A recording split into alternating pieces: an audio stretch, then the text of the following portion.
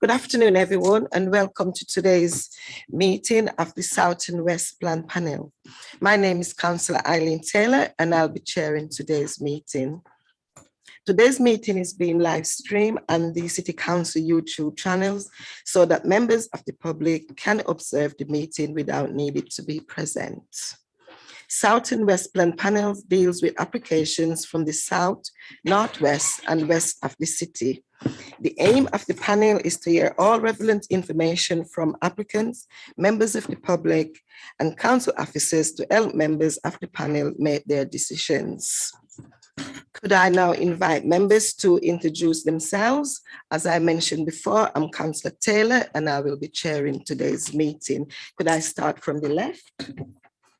Hi, Carol Cunningham, Team Leader for North West Area. John Booth, Principal Engineer, Transport Development Services. Good afternoon, Phil Ward, Team Leader, Landscape, Conservation and Ecology. Councillor Sharon Burt, Middleton Park Ward. Councillor Sharon Hamilton, Meanwood and Moortown Ward. Good afternoon, it's Councillor David Jenkins from Kennebec and Seaforth Ward. Afternoon, Ben Field, Senior Planner, Northwest Team. Good afternoon, Toby Russell, Senior Technical Officer. Good afternoon, Daniel Hammer, Senior Technical Officer. Good afternoon, my name is Robert Finnegan, I'm a councillor for the Morley North Ward. Good afternoon, Councillor Trish Smith, Pudsey Ward. Good afternoon, Councillor Dawn Collins, Horsforth Ward. Good afternoon, Councillor Barry Anderson, Adeline Wharfdale Ward. Andy Booth, Clerk to the panel. Good afternoon, Matthew Hills, Legal Advisor to this afternoon's meeting. Good afternoon, Nicole Walker, Head of Legal Services. Good afternoon, Jonathan Carr, Head of Development Management. Good afternoon, Steve Butler, Group Manager for South and West and Lead Office at South and West Plans Panel.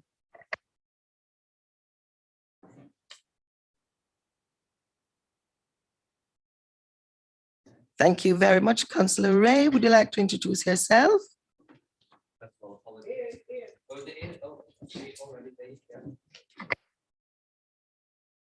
First of all, apologies, Chair, just running from another meeting there. Councillor Porray, Hunslet and Riverside Ward.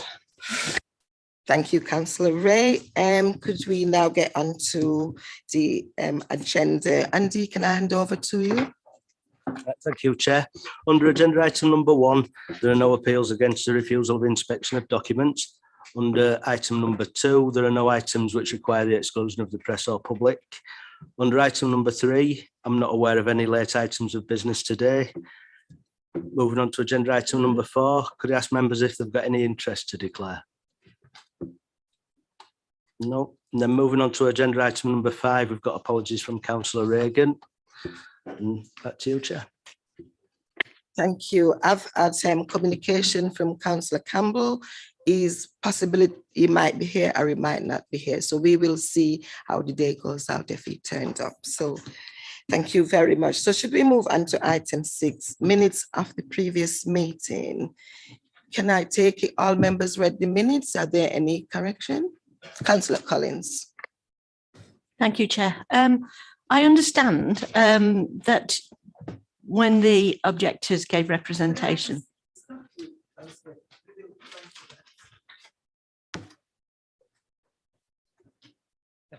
Yeah. Okay. Collins. Well, you just shut me up, so I don't know what to do now. It's just I would like a note putting the minutes. Yeah. Okay. Thank you. Thank you. Are there any other?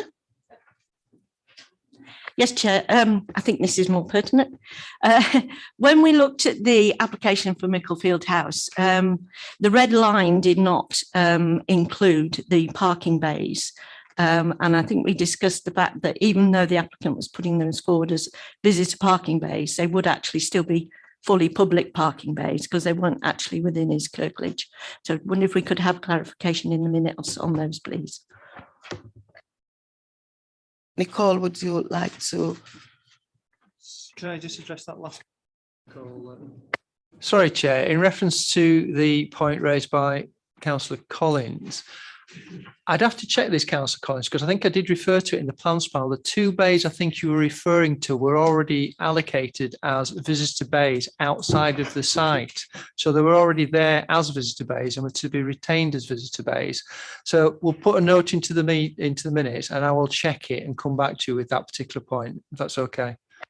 So are you saying there were actually 6 visitor bays? Because I don't recall that. I recall that the ones behind the fence were for the flats only and there were no visitor parking bays. So yes, if some clarification could be brought forward, please, and put it in the minutes. Thanks.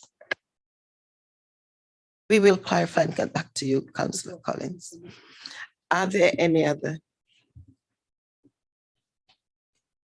Okay. Sorry, Nick. Chair, just picking up on what I think Councillor Collins was going to raise. It is a matter of fact that there was an error in the time allotted for objectors to speak on this item at the last meeting. And in actual fact, they were only afforded 3 of the 4 permitted minutes. So there has been concerns about whether this should be reflected in the minutes, but I'm here to advise that, as you know, the role of panel is in approving the minutes is to verify that they represent a true and accurate record of the actual debate and the resolution of the panel, noting also that the minutes are not a verbatim record of the full debate. Members will also know that procedural matters and actually the speaking times of each objector are not mentioned in the draft minutes, and therefore it wouldn't be appropriate to move any amendments to the current draft minutes on that basis. But I do advise, as Councillor Collins has also suggested, that the minutes of this meeting record that we've recognised that error, so there is a factual record of that error on file. Thank you, Chair. Any matters arising? I think that was the only matters arising from the minutes. So could I ask members to just approve the minutes? Thank you. We will now move on to item 7. Carol, can I hand over to you? Thank you, Chair. This item at Belmont House was subject to a site visit this morning, and it concerns the conversion and extension to Belmont House, the demolition of the roundhouse and the coach house, and its replacement with 24 residential units overall. The description on the application is slightly wrong in that it should say Belmont House has 10 apartments and 1 townhouse, not 11 apartments. A bit of background: Belmont House is a positive building in the conservation area, with the rest of the site also in the conservation area. And we have also in the past approved a DPD approval on all 3 buildings to be residential. So the principle of development has already been established on the site. If I can move on to the next slide, please.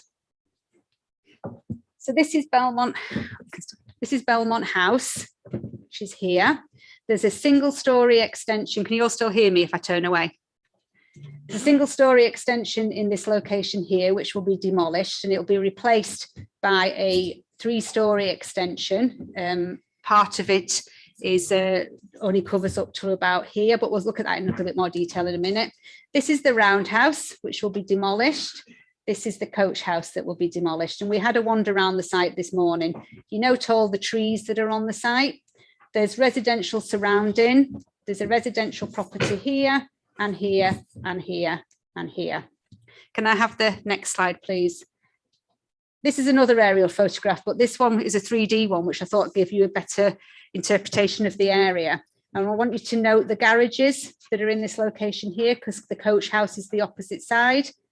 This is the rear of Belmont House, the roundhouse again, and the garden that you went into this morning is located there.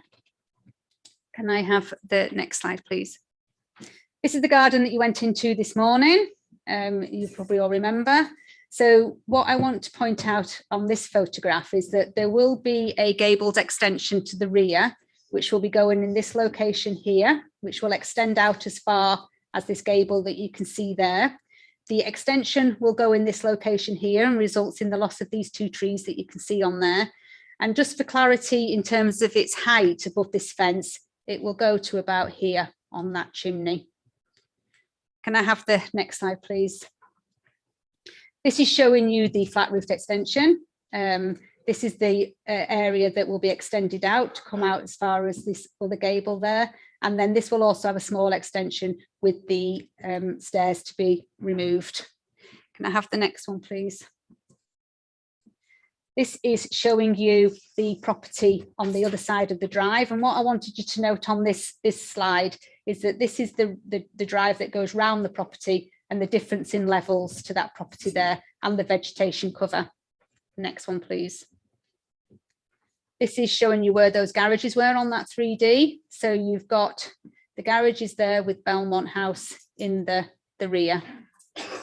You can just see there. Next one, please. And that's just another shot. So this is where there will be a small extension. This is the gable I've just been speaking about, and this property gable will come out the same as this one. What these slides don't show you is the difference in levels, which you'll get an idea of in later photographs. Can I have a next one, please? This is from next door, the house that I showed you a minute ago. This is showing you the single-story extension, and the extension will go along the top here with this gable coming out over that way. The next one, please. That's just showing you the other shot. This gives you a good example of how far this gable comes out at the moment when this other one will replicate it. The next one, please. This is just showing you some vegetation on the site. There should have been a public footpath go through this area, but because of biodiversity, we've chosen not to allow a formal path through the landscaped area on the site. The next one, please. This is the front. This is where we parked this morning. So this is Belmont House. One of the alterations that will happen is that this dormer will become one dormer at the front there. You've got these trees coming out here. That's the single story that exists at the moment, with the extension going on roughly about there. The next one, please. That's the roundhouse, which will be demolished. Nice slide between the two.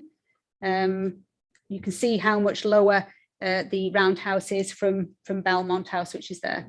The next one, please.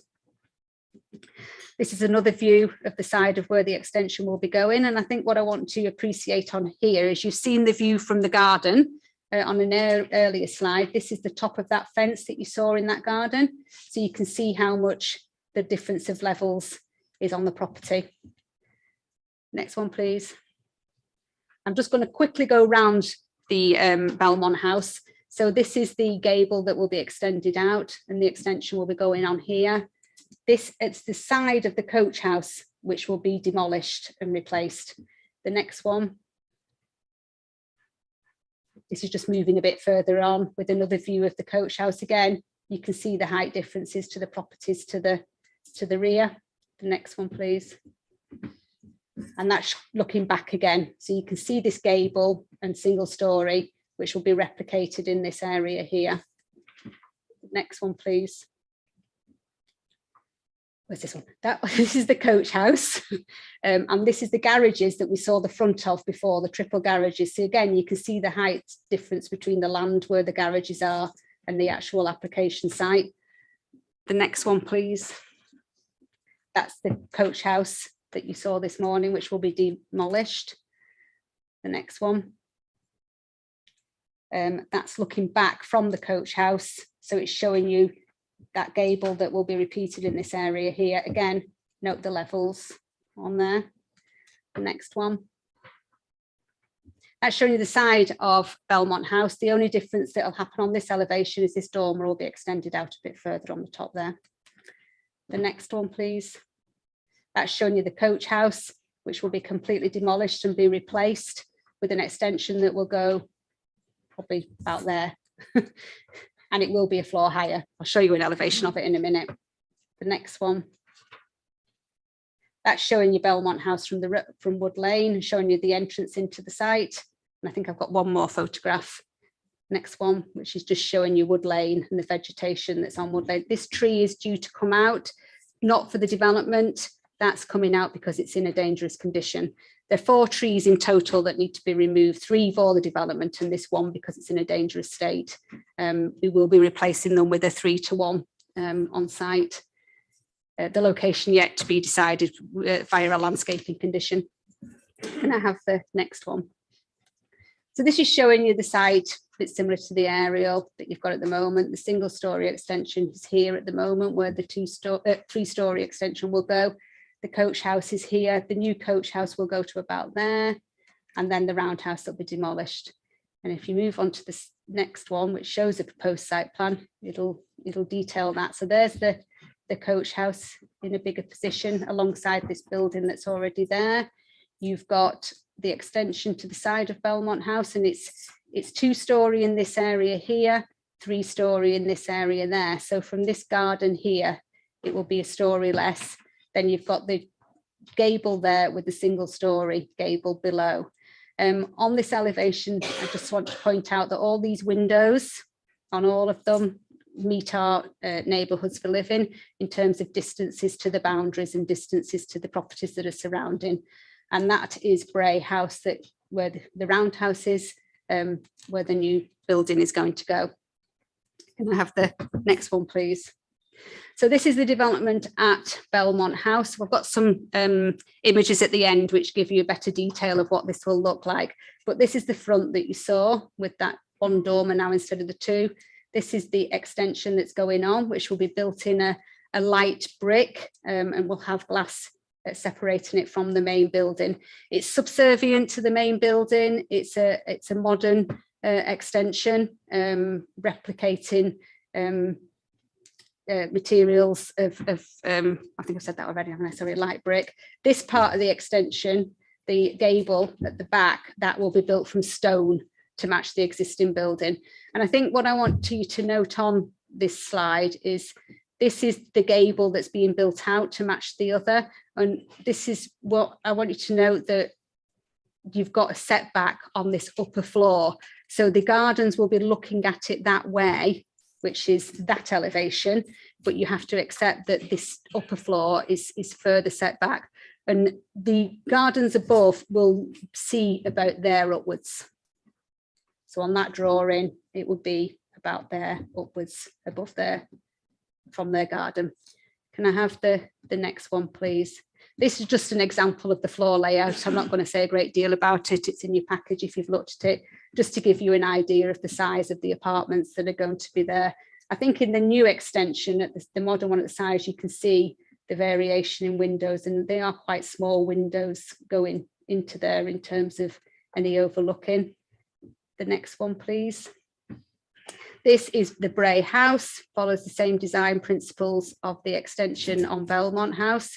Again, you've got a lot of recesses, windows recessed, a modern glass structure with brick. Again, the images that you see at the end give it a better view of it. The next one, please. Again, this was just put into your package just to show you an idea of what the floor layouts would look like in Bray House. The next one. This is the coach house. As I said, it's a storey higher with a gable at the end.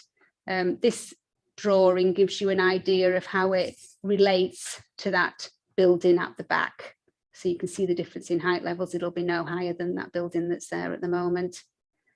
The next one is just a floor layout again for you to look at if you want to in your own time. The next one. This is showing you the changing levels. So this is Belmont House, and this will be the new Bray House, which is in place of the roundhouse. So you can see, as you've seen in the photographs, it's at a much lower level. And I think I'm finishing with 3 of the images to give you a better idea of the design. So if I could have the next one.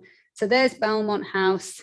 This is the modern building that we built lower than it. And you can see there's a lot of architectural features made with the brick. You have these brick recesses, you have the windows recessed in. It gives it quite a sleek appearance. The next one. And that's showing you the extension, which will be, built from exactly the same materials with exactly the same design features. And as you can see, we've got Phil here today if you want to talk about the design more with him. And I think there's one more image which is showing you the actual Bray house. The coach house at the back will be built from brick to match the existing Belmont House. As I've already said, there's a DPD approvals exist for the buildings to already be converted to residential. So the principle of residential on the site has already been established. I've already discussed residential amenity design and the impacts of trees with you. I just need to move on to another couple of things. In terms of housing mix, the proposal falls within the minimum maximum targets for 1 and bedroom flats, but not for the 3 bedroom properties. However, to meet this target would require more parking with an impact on more of the trees on the site. You know, it's quite a significant development, and to only lose 4 trees is quite small, and we wouldn't really want to be encouraging more larger development that resulted in more larger flats. In terms of affordable housing, the site requires 50% affordable housing provision on the site, which equates to 4 units. There is on this site only 1 unit being provided. This is due to the applicants requesting vacant building credit, which has been agreed. The MPPF does state that to support the reuse of brownfield land and vacant buildings, any affordable housing contribution should be reduced by proportionate amount to incentivise brownfield development and the reuse of vacant buildings. And this is a positive building in the conservation area.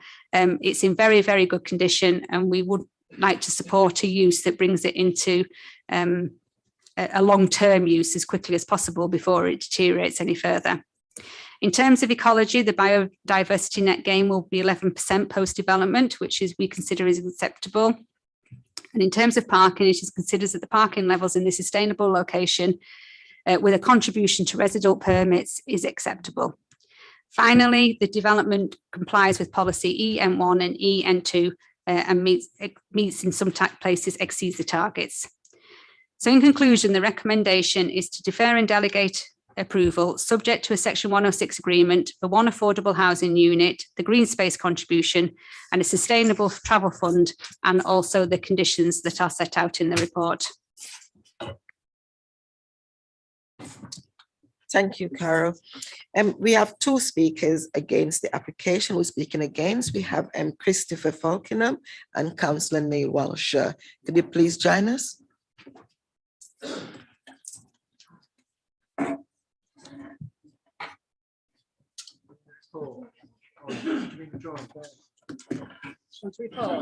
No, it's right.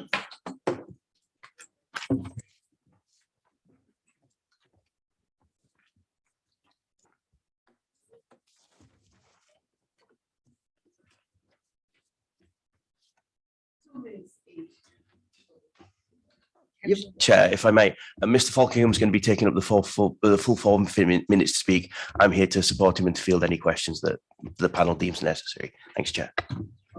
Because you've got 4 minutes. Thank you. Okay. Well, good afternoon, councillors. My name is Christopher Falkingham. I was born in Headingley and I've lived on Shire Oak Road for 35 years. I love Headingley and I wish to see it thrive. I'm a chartered civil engineer and a fellow of the Institution of Civil Engineers.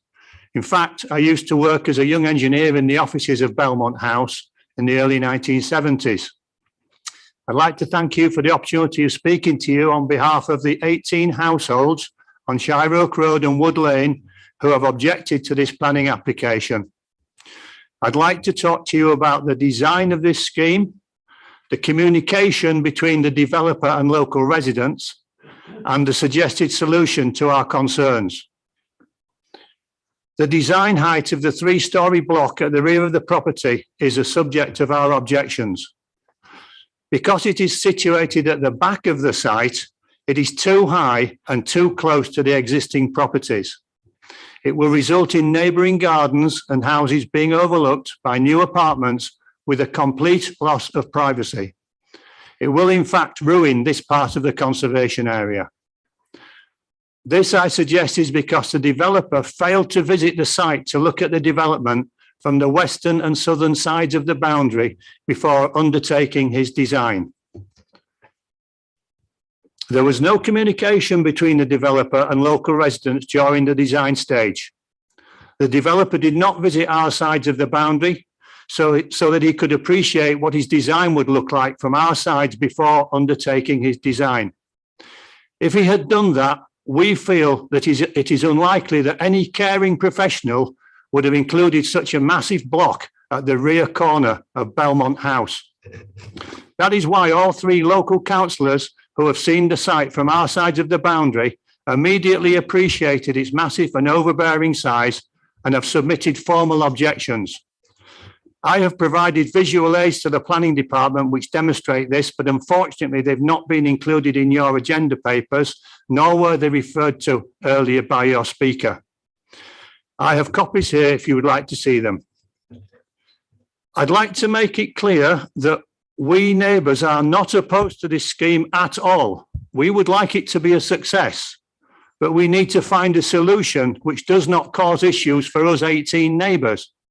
We and Councillor Walshaw have tried to explain this to the developer, but he rejected our suggestion that this could be best achieved by reducing the height of the 3-storey block to a maximum of 2 stories. This could easily be compensated for by finding space for units elsewhere on this large site, possibly at Bray House. In conclusion, I've explained that if a developer could be required to achieve a design which is mutually acceptable to him, the planning department, and to all 18 affected neighbours, then that would provide an agreeable solution. There is plenty of space elsewhere on the site at Bray House for the developer to fit in additional units without trying to squeeze them into the tightest and most unsuitable corner of the site. We therefore request the panel today to direct that the scheme be modified so that the rear and side extension is reduced in height to a maximum of 2 stories. Thank you for listening to me and thank you for your time. Thank you. Are there any questions from members to? Right, Councillor Finnegan. Thanks, Chair. This is to Councillor Walshaw mainly. What's the view of ward members on the reduction of the affordable housing units from 4 to 1? Do you support that? And the second is, what's ward members' view on fusing the modern with the traditional? I'm not entirely convinced at this particular point that it works, but I'd be interested in ward members' views. Yeah, thanks for an excellent couple of questions, Councillor Finnegan. I think going from in reverse order, I think the fusion is okay up to a point. It's a site where you'll see on the site visit, there is that circular building. So there is a sort of a tradition on the site for a bit of a fusion. So that's acceptable. It's just the location, as Mr. Falkingham very eloquently pointed out, it's the imposition of the extension onto the neighbours that's the problem, not so much the design. And I think that's an entirely reasonable position for us to take. You'll note, panel, that we've come in an extremely reasonable frame of mind to make these comments today. Turning to affordables, ward members are entirely unhappy that the affordables are from 4 down to 1. I think we'd probably all agree that Headingley is rather a property hotspot. And I have some concerns about using the vacant build it credit in this manner. I think Headingley as a community needs the affordables more than it needs a quote unquote brownfield site being brought back into use. There will be no shortage of takers for this site. If this developer wasn't to happen, there would be a queue. I think we can all accept that. So I would question the spirit of using the vacant building credit in this manner. Headingley's housing list is as long as everybody else's, so I think the affordables are very much needed. I hope that answers your questions, Councillor. Councillor Collins. Thank you, Chair. You mentioned that you thought if they reduced the height of the extension at the back, that they would be able to develop Bray House more. Are you saying that Bray House should have a bigger footprint? And therefore, I'm just asking those neighbours closest to Bray House, would they be acceptable to Bray House being bigger?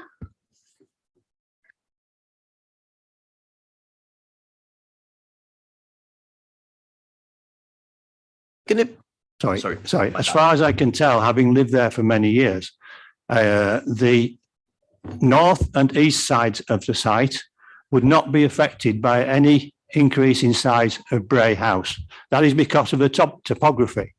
The site falls away to the north side of Wood Lane, and you saw from the previous speaker's presentation that when viewed from Wood Lane, Belmont House and any extension to it is high above the level of that development.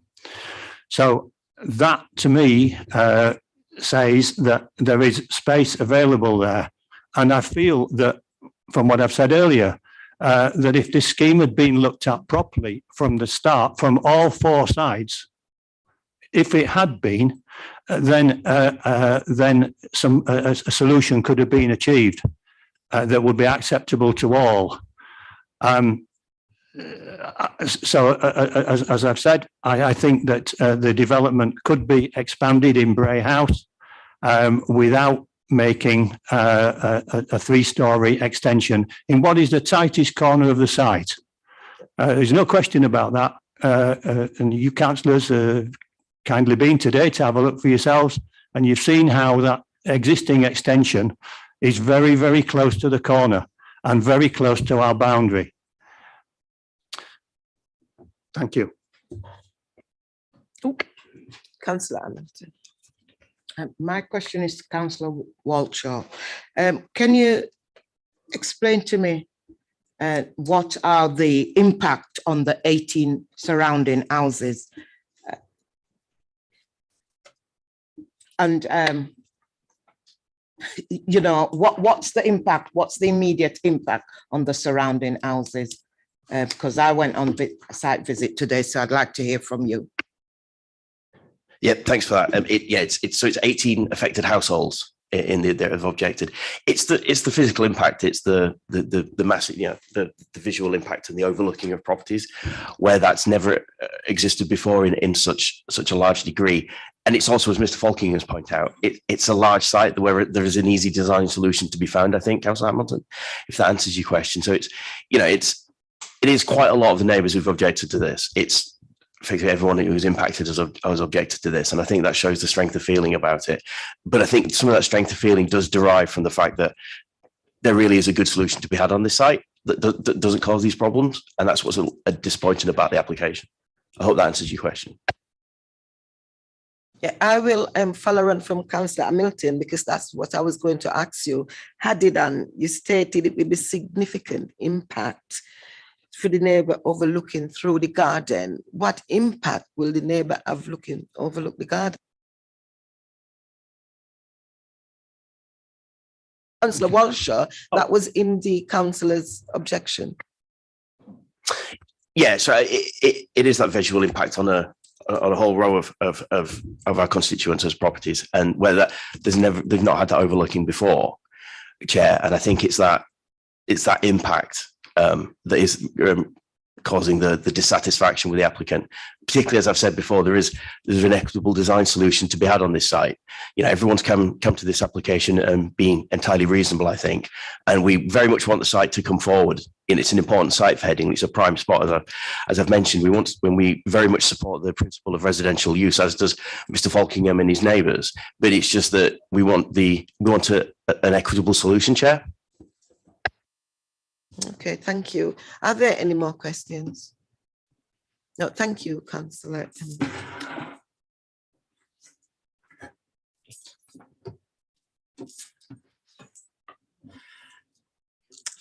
We now have Richard, Nick, Don, James, and Stephen will be speaking in favour of the applicant.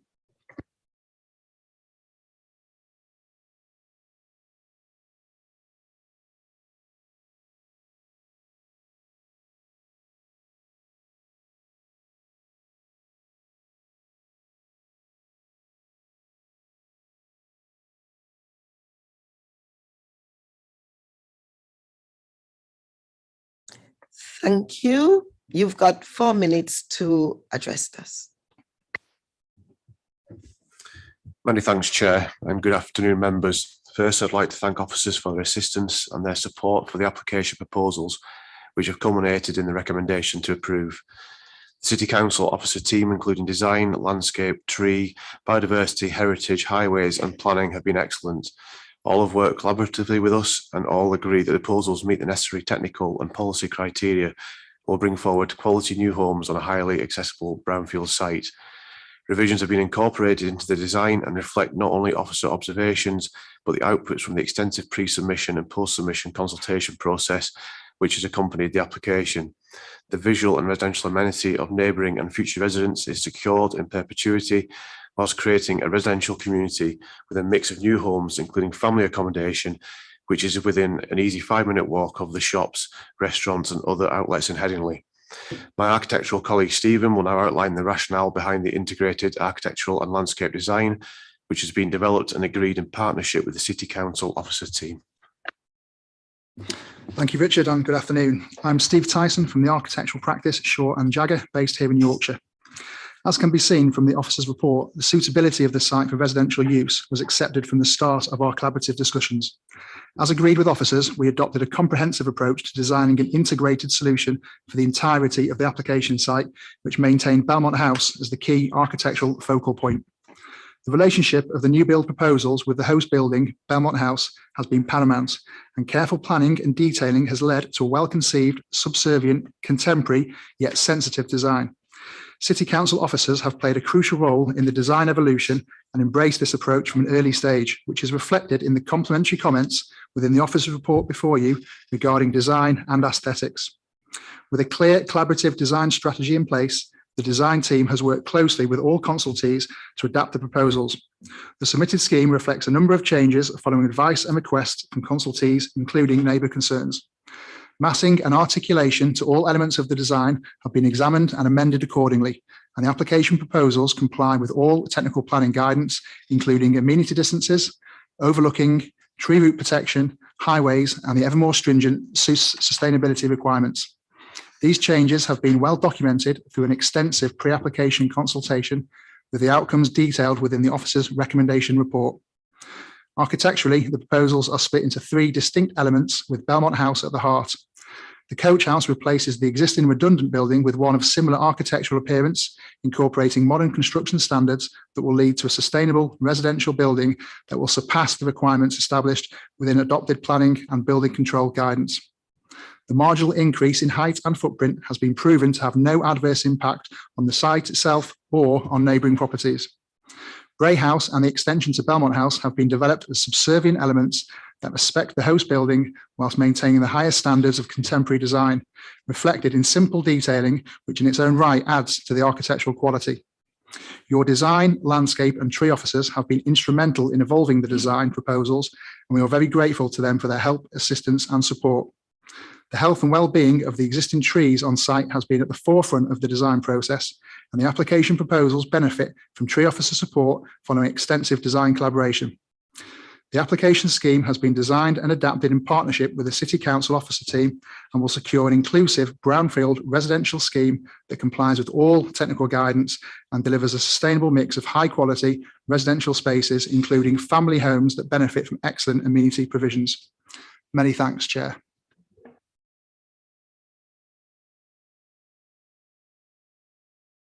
Will the other colleagues be speaking? No? Okay, thank you. Are there any questions from members? Councillor Finnegan.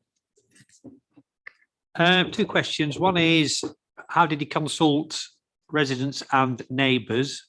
And if he did, how did that influence the ultimate outcome that brings us here today? And just run me through your thinking of why this should be part of the vacant building credit process. Therefore, affordable loans reduced from 4 down to 1.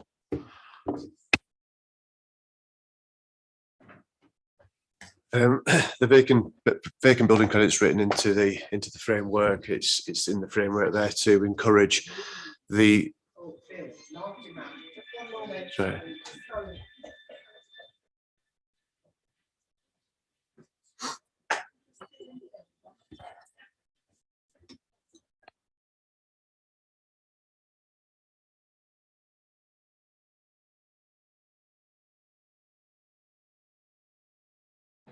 I'll start again. So the vacant building credits written into the framework, it's in there to incentivise the reuse of brownfield sites. Within Leeds, the vacant building credits looked at on a site-by-site basis. After some significant negotiations with the planning team and also legal officers, it was agreed that in this case the building hadn't been abandoned and it met the necessary criteria set out within the framework and the guidance. So in order for the scheme to come forward, it's been applied, and therefore the calculation results in one affordable unit.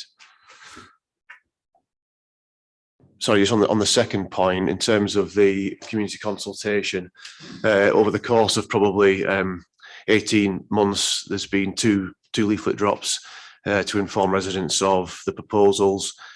We've also met on site with Councillor Walshaw and Mr Falkingham, and we've also been to the rear garden of Mr Falkingham's house and also the sort of shared garden area of the properties at 30, number 31, I think, next door. So obviously we're aware of the concerns, and I suppose one of the most significant alterations that were made to the plan was the removal of some proposed balconies, and Stephen might be able to just potentially provide a little bit more information on that. Yeah, I think Richard's correct. We have obviously been to the rear of the property, and we have obviously produced our own visuals ourselves to demonstrate the impact of the building. I think it's been noted a couple of times about the level difference, and actually what we're talking about in terms of views is effectively a single-story building from the neighbour's property, which has been significantly sent back. So I think we from the original plans and discussions we've had with local authority, there has been significant changes. The actual massing of the building has changed. The balcony, which obviously is a big concern in terms of overlooking, has been omitted completely from that from the scheme that's before you now. And regarding the coach house next door, I think it's clear we have been to that side of the site because there's actually a submitted 3D visual that shows an outline of the coach house on the back of the properties there. So I think that's part of the application itself, so that for all to see. And we've produced further visuals in order to test this kind of development itself using what we call photo matched technology, where we have the photos that we've taken. So Mr Falcon kindly invited us into his rear garden. We've got a series of photos. We've chosen some key views based on photos that we've seen previously from Mr Falkingham, and they demonstrate the impact of the building. And again, if you wanted to see those, they're available. So I think that gives you an idea of what we've looked at in terms of the rear of the property and how it impacts there. But also just to touch on the few comments that have been made about the availability of the rest of the site for a bigger development. That is not actually, it has been considered, and it's not true. And the main reason for that is the tree protection. The buildings themselves have been designed very carefully with tree officer support, and actually we've tweaked Bray House and actually made Bray House smaller than the original footprint to accommodate the tree root protection, which has been very stringent in this application site. There were areas where we proposed remodeling the car park at the front, for example, changing some of the curbstones for something that was slightly nicer. We've moved away from that on recommendation because any groundworks within that area would be detrimental to certain trees. So actually the whole site has been explored, and obviously the extension at the back of Belmont House sits on a current footprint. The footprint has not changed apart from a marginal increase at the front, which is already hard standing. So in that respect, there is no impact whatsoever on the trees on the site, whereas every other increase elsewhere would be impact on the trees. And I think that's been touched on. For a development of this scale, retaining the amount of trees we have done across the whole site is extremely, has been extremely well thought of and designed around it. The ones we have removed because of development have been proved to be of substandard, if you like, and they've got ash dieback, the two at the front, and then the other trees at the front and the side of the site, two of them have been removed not for development purposes because we've been recommended to by the arboriculturist who has given them a time frame, and actually in terms of the liability, if you like, of the site and the endangerment of the public, we've been asked to remove those trees. So it's only a small number because of the development itself. Thank you. Are there Councillor Smith. Thank you, Chair. So I know I was on the site visit this morning and you were very kind in answering a lot of my questions, so thank you for that. Reading through the report, paragraph, I think it's 31 from memory, hang on. No, 101, sorry, climate emergency, page 30. So you're saying that there's photovoltaics. Where on any of the drawings are they shown, please? Because I can't see them anywhere. The other thing I'd like to know is what source are you using to heat the apartments, please? I know that you've said something about the energy efficiency and things, which is where the photovoltaics come in. But you've obviously got a lot of scope for ground source or air source heat pumps here, but they're not mentioned. And I'd like to just pull you a little bit more on the existing proven relationship with the rear neighbour's property with the coach house, and in particular the extension area. I said on site that I've got concerns with that relationship, and I understand your reasoning, but I do think that we need to make sure that we're looking at that during this application. I think that's very important. I've also don't like the idea that the tree loss is only 3 for 1. I think we could do better, although I understand that's policy. Thank you. In terms of the trees, there's actually 15 trees going back in. Obviously, we'll be working closely with the landscape officer to establish exactly where. And that relationship in terms of the actual trees that have been lost due to the actual application itself actually exceeds 3 to 1, because 2 of the trees have been lost. They would have to go. If we walked away from this site now, they would be recommended to be removed. Regarding the coach house, we touched on site about the existing wall that is behind there. The scale of the property in terms of its development has taken that building into account. So it is that you can see through the application drawings that there's a number of documents there that demonstrate the height of the building. And whilst it is an extra story, as in it's a 3-story building, not 2, it's not a whole extra story, because part of that was within the eaves, and the floor to ceiling heights of the existing building, because of the office space, actually higher than a residential space. So it's probably closer to 2/3 of a story than a full story on top, but it maintains the ridgeline lower than the existing building behind. In terms of its footprint, it's extended to the car park side and sits within the existing, which is the huge sort of gable end that you saw there.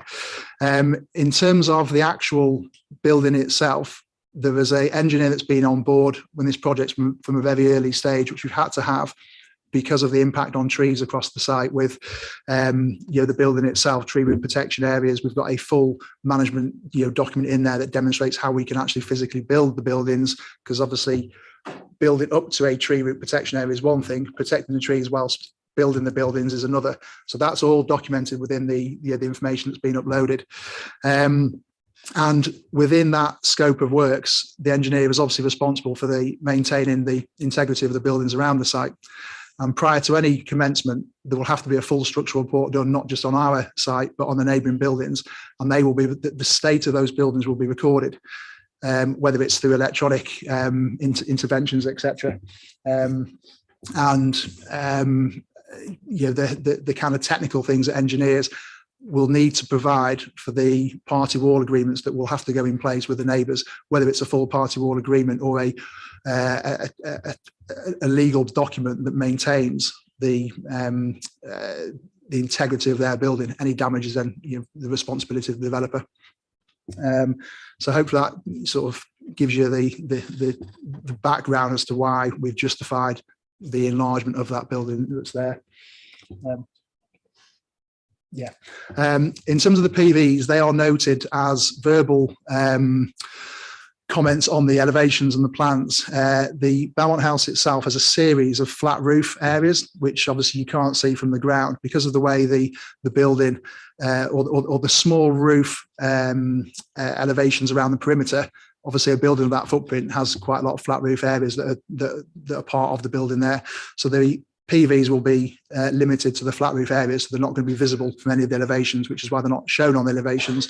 But if you actually look at the drawings, there'll be a note in the top right corner, I think somewhere from memory, that notes the PVs. And likewise with the Bray House, they'll be on the flat roof area of Bray House. In terms of ground source heat pump, going back to my comment about the increase in building size, there is actually very limited area to put anything in the ground that isn't already existing, because of the trees. The tree root protection, the site plan that's included in this package clearly shows that it's a very tight site actually with the tree root protection. And on that basis, ground source heat pumps are difficult to incorporate into the site as well. So we've obviously worked closely with the environmental guys to come up with a strategy to provide the heating and the power to the building. And it's an ever-moving feast is the environmental side of things, because technology changes. So at the moment, the PVs combined with electric heating has been deemed the most sensitive way to go. Electric obviously is the way forward, but we can't demonstrate where electric comes from at this point in time. So it's an ongoing conversation, and it will be, it's something that has to be controlled at building control stage anyway. And all these elements are tested and proved and have to adhere to the criteria that's put into the planning conditions. So at this stage, it's electric heating, PVs on the roof, and they will all comply with all the regulations that they need to as we move forward with the construction stage. Chair.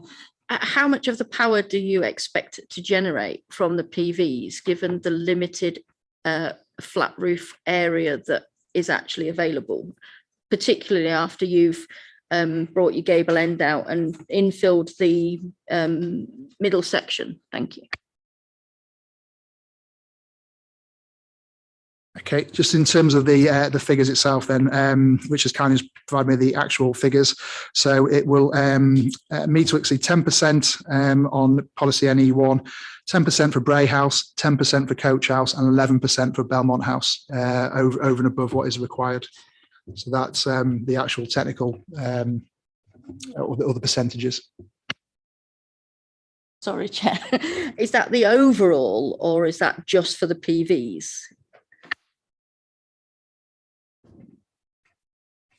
So in terms of the carbon reduction, there's an addendum note that supported the energy statement that Consulting did back in, I think it was probably about May last year, but the addendum note identifies that there's actually a 35 to 37% reduction in carbon as well, from the site through the mechanisms that are in place, which have got listed in the energy statement. Thank you. Thank you. Are there any other questions? Oh, sorry, Councillor Collins. Yes, sorry. All right, Chair, thank you. I was a bit slow to put my hand up. Just following on from the ground source heat extraction, you're actually demolishing the roundhouse and the coach house and starting again. Why can't you put something under there before you start building the new bits?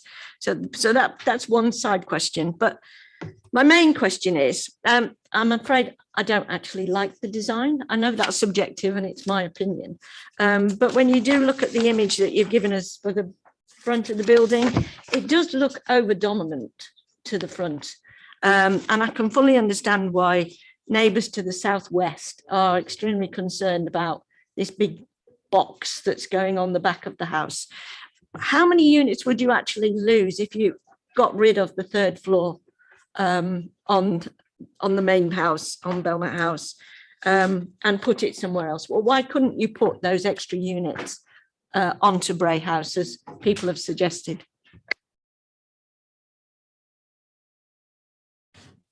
So in terms of units, it's two full units that we lose from the second floor extension.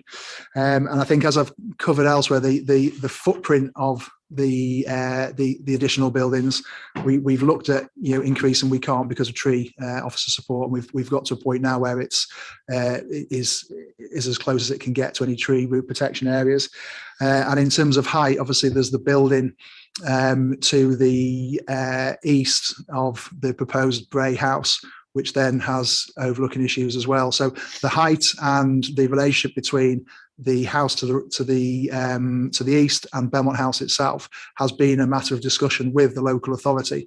And I think the design and access statement that's been provided as part of this application goes into some length to describe the kind of architectural relationship between all these elements on site. There's some images in there that show a cross section across the whole site and how the massing of the building relates to each other.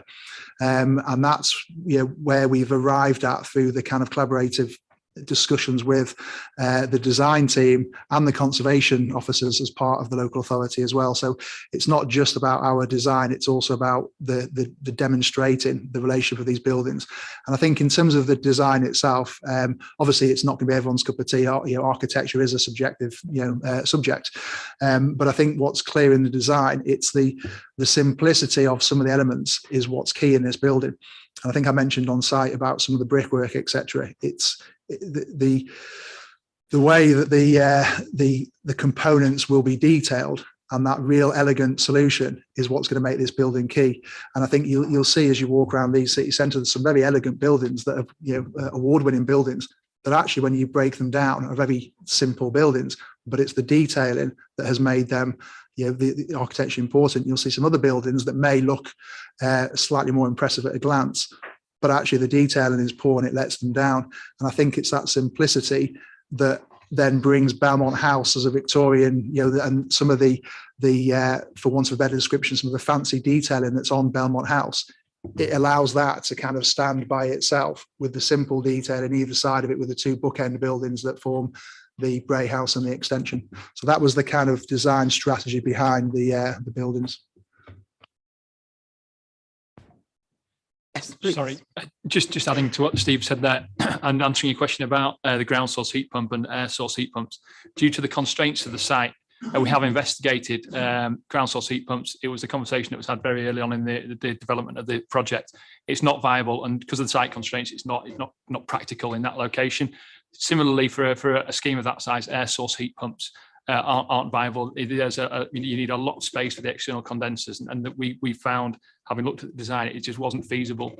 And equally, there's another point that I think was mentioned earlier. We discussed at length with the design and conservation team, in the early stages, about having another height on the top of Bray House, and due to the impact on the tree canopy, and in order to maintain the subservience to the host building, to Belmont House, it was deemed that it was far more appropriate to maintain that at the 2.5-storey height that it is currently. Thank you. Thank you, Chair. I'll bring it up with officers. Yeah. Sorry, just to add one more point there. Obviously, there's overlooking issues around the site, but there's also overlooking issues within the site, and increasing the height of Bray House provides overlooking issues between Belmont House and Bray House itself as well, because of the proximity to each other. So it's not just considering the wider site, you've got to consider the site internally as well. I wasn't actually just thinking of increasing the height of Bray House. Why can't you increase the footprint of Bray House?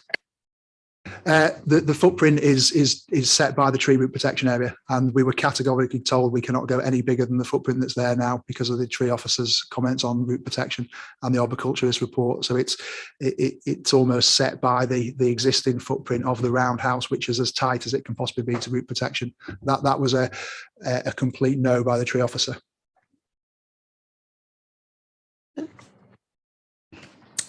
Thank you.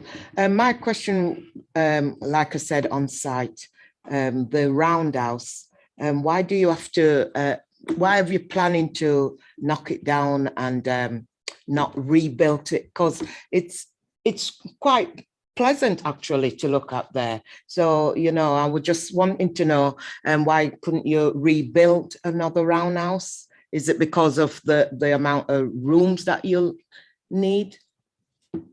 No, not at all. The building's been designed as an office building, and the technology that goes into an office building and the construction typology is completely different to that of a residential block.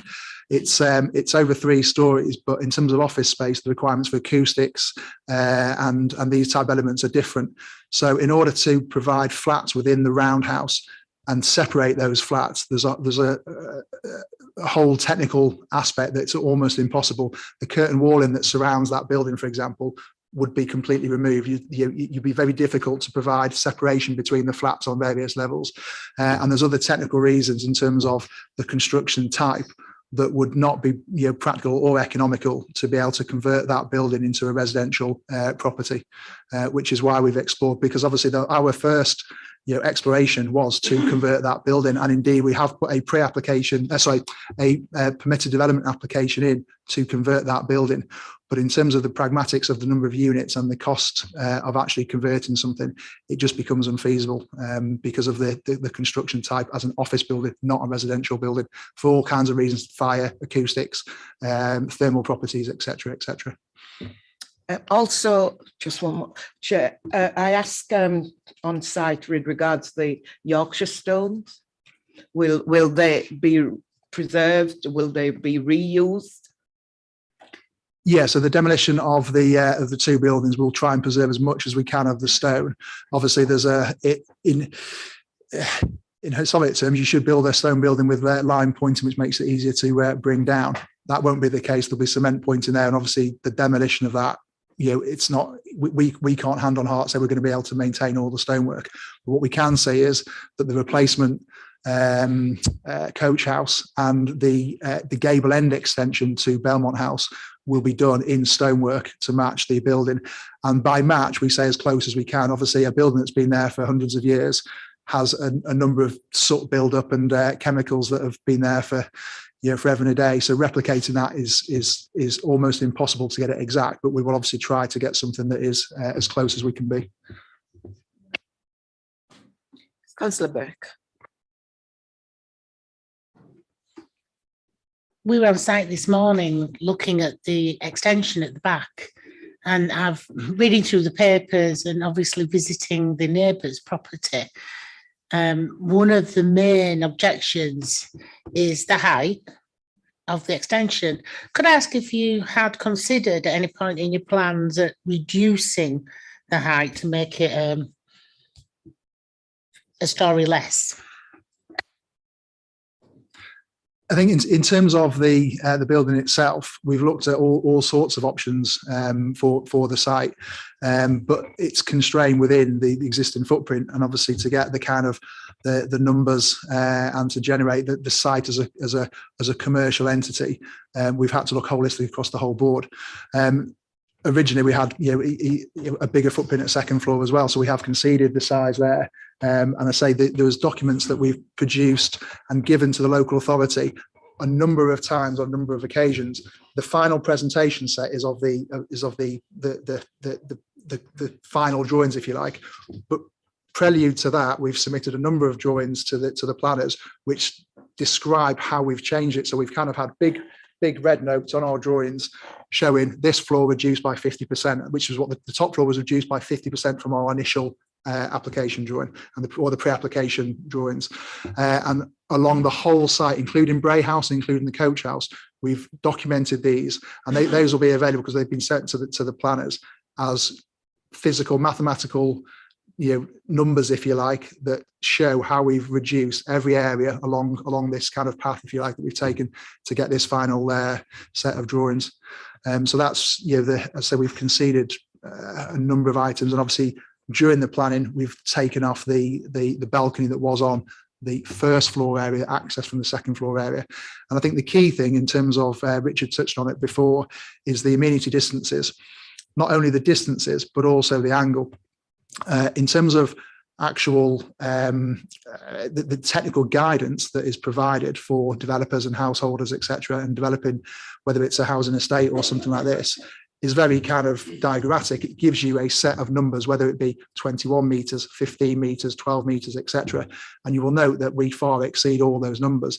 Not only that, if you take actually a diagrammatic view of it and effectively draw a box from someone's window to demonstrate the 21 meters, because of the angle of Belmont House there and the neighbouring property here, actually the displays that are created from the technical guidance that has been adopted by the local authority, it actually comes nowhere near in terms of a pure diagram. Now, I appreciate that's not always the case in reality. We have to accept that there's other views, but in terms of a development and impinging on a property next door, you will see that we are well clear of any guidance that's been set by the local authority.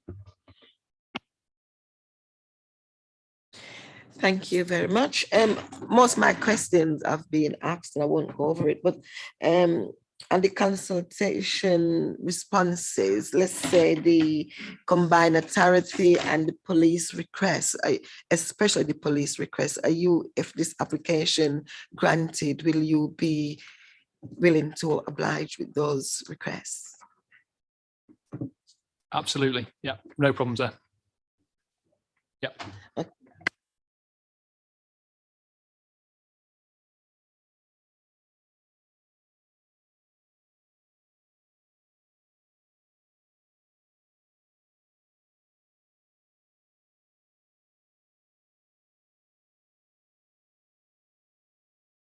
Thank you, Chair. Yes, I think I've already mentioned to the applicant, I don't actually like the fact that the extension to Belmont House, the top of the flat roof is actually, well, it looks like it's higher than the actual gutters of the original house. I think it's far too high. Is there a problem with increasing the height of Bray House? Because from that drawing, it does look as if there's a possibility to actually put maybe not a full floor, but a half floor on the top of Bray House. Has that been discussed with them, or is there an officer objection to that? Well, I think, like they said, there's two things we'd have to consider. One would be the tree protection zone, because obviously we've worked very hard to make sure that there's minimal loss of trees on this site, because they are an important feature, especially when you've seen them in the summer months.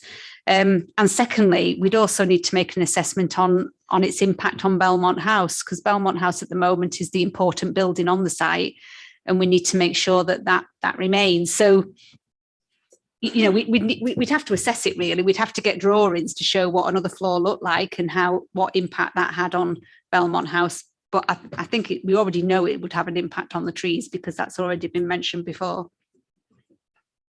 That's all I needed to know, that discussion hasn't happened as yet. Councillor Finnegan. Sorry, Chair. The discussion about the impact on the trees has already been discussed through the consideration of the application, because that was referred to before about the arboriculturalist. The tree canopy will be affected by raising it. It's always a balance, isn't it? Developing a site out to its best ability, but at the same time taking into account the constraints around it. So that element certainly has already been considered, Chair. But has it been considered that you wouldn't actually need the same footprint for the top floor? You could actually do something that was just 2 apartments and therefore was a smaller footprint on the top. So you actually got more like a staggered block. Sorry, I don't know the answer to that, but the applicant can probably address it. Yeah, the top floor of Bray House is already stepped back, so it's already around, I think it's about 50% of the first floor of the building. So if you were to step it back any further, you wouldn't have enough space for a single unit. And architecturally, you then lose the subservience to the host building, to Belmont House, which has always been something that the heritage and conservation officers have been really keen to maintain, that Belmont House remains the most prominent, the dominant building on the site out of the the scheme. Okay, I'm just also worried about how dominating it is to the neighbours. Thank you. Councillor, yeah, I was just going to stop you there, Councillor Collins. Councillor Finnegan. Thanks, Chair. The planning officer, there's nothing in the conditions or whatever about EN1 and EN2. I'm not sure why not. The second question to the planning officer is, could you take us through the vacant building credit process? Because as I understand it, this isn't about a subsidy for quite a nice and pleasant residential area to try and encourage them to redevelop brownfield sites. This is about grotty sites that we've all got that really do need a bit of a hand up at this particular point. So are any figures provided, financial figures provided, to show that the site won't go ahead without the full affordable housing elements? I'm interested how that actually works. I accept that it exists to this particular process, but how does it actually work in reality? Because I don't think it's supposed to be a subsidy in these circumstances. And to conservation officer, I'm still trying to get my head round how the modern and the traditional fuse together well. Could he perhaps explain it better to me, because I'm puzzled how it does. The new flat stuff doesn't seem to fit in at all, in my view. Maybe I'm an old fart. That's possibly the answer, but I don't actually get how that fuses together. And perhaps you could help me with that painful process. Well, I think that's you. I couldn't possibly agree with your last comment, Councillor, but yeah, some may see the architecture as challenging. Question might be asked, why don't we just copy what's there? Which is sometimes called historicism, when you just reproduce the existing architecture. But as we all know, that's fraught with problems. If you don't get the detail absolutely right, it looks like a near miss. So we have a long tradition in Leeds of what is called contextualism, where we counterpoint or contrast the existing architecture. I don't mean disregard it. I don't mean put, if you like, two fingers up to existing context. And I think there are several principles that need to be met, if you like, to be successful with a contextual approach. I think the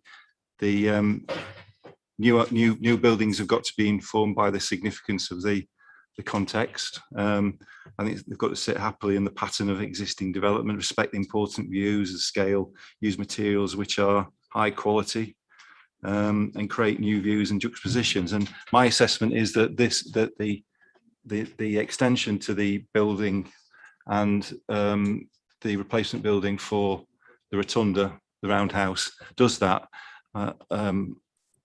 I think the modern simplicity of the buildings, having flat roofs, help to reduce the visual impact and help them remain subservient. I don't think the scheme ignores the existing property, but takes visual clues from it and reinterprets them in an interesting way. I'll say a bit more about that in a minute. It picks up the ordered facades of the existing building, the repetition of windows, and the proportions and materials that they've been very, very carefully considered with the extensions. So the proportions are very similar to the existing proportions of Belmont House. The modern contemporary modular grid, sorry to get technical, I think reproduces the domestic scale and proportions of the existing building I've just said. And I think I think the deeply recessed windows and displays provides a really interesting modulation of the facade, and there'll be a constant change throughout the day with shadows and shade, and the deep reveals I think reproduce the deep wall of the existing Victorian building. So I think in a very subtle way, it does take up clues from the existing building.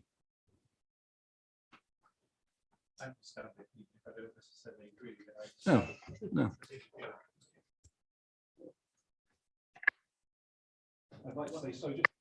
Materials, the choice of brick, I think that's an interesting one. You might say, why not use stone? And stone is being used, it's been salvaged and reused.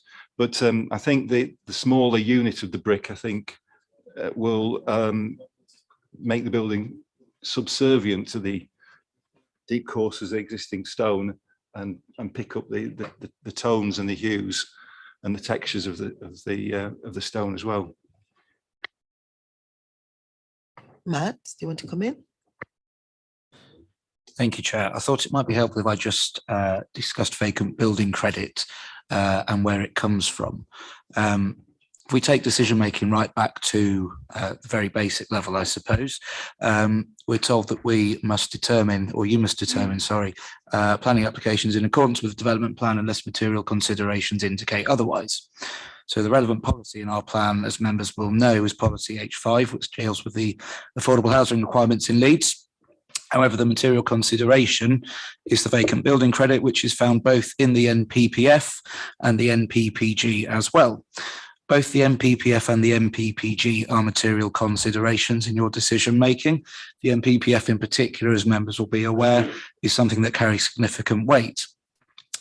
As such, I would advise members that this is something that does need to be taken into account, and that if we were in a situation where there were perhaps a reason for refusal which was based on the vacant building credit, that would be something that would be very difficult to sustain and defend in another forum. Ethan, do you want to come in? Yes, thanks, Chair. Just to supplement that, we have looked at case law and previous appeal decisions on this particular issue in very similar circumstances to this application, and we have concluded that vacant building credit does apply in this instance, which is why we've got this situation where we've gone from 4 affordable units down to 1, taking account of the existing building's floor space. It's set out in the report at page 21, paragraph 52, and I believe 53, which explains the context as Matt's outlined. It's within the MPPF. It's quite clear within that the circumstances at which vacant building credit should be applied. We followed that process. We followed our own policy at H5, and as I say, checked case law, previous appeal decisions, and have concluded that vacant building credit does apply. So as Matt says, we believe it would be under very difficult circumstances seeking to resist this application on the basis of a lack of compliance with affordable housing requirements. Thank you, Chair. Thank you. Carol? Oh, yes, sorry. The question in relation to EN1 and EN2. Yes, there isn't any conditions on, but I'm quite happy to move that we had a condition to make sure that the measures that they've said for E1 and EN1 and EN2 are included as part of any approval. Okay, Councillor Finnegan. Okay, Councillor Smith. Thank you, Chair. My question is for the highways officer, if I may. He sits there very quietly every time. When we attended today, the entry into the site was via a very narrow lane, Wood Lane, I believe it was. I just wondered if you had sort of foresaw any problems there. If we've got 24 dwellings, for the sake of argument, to some of the 2 and 3 bedroom, we've got 33 spaces on site, I believe. What about on-street parking? And I know we're trying to get away from the car, and we're hoping that people don't do it, but it's a very, very narrow lane. And what steps, if any, have been taken with regards to that? Thank you.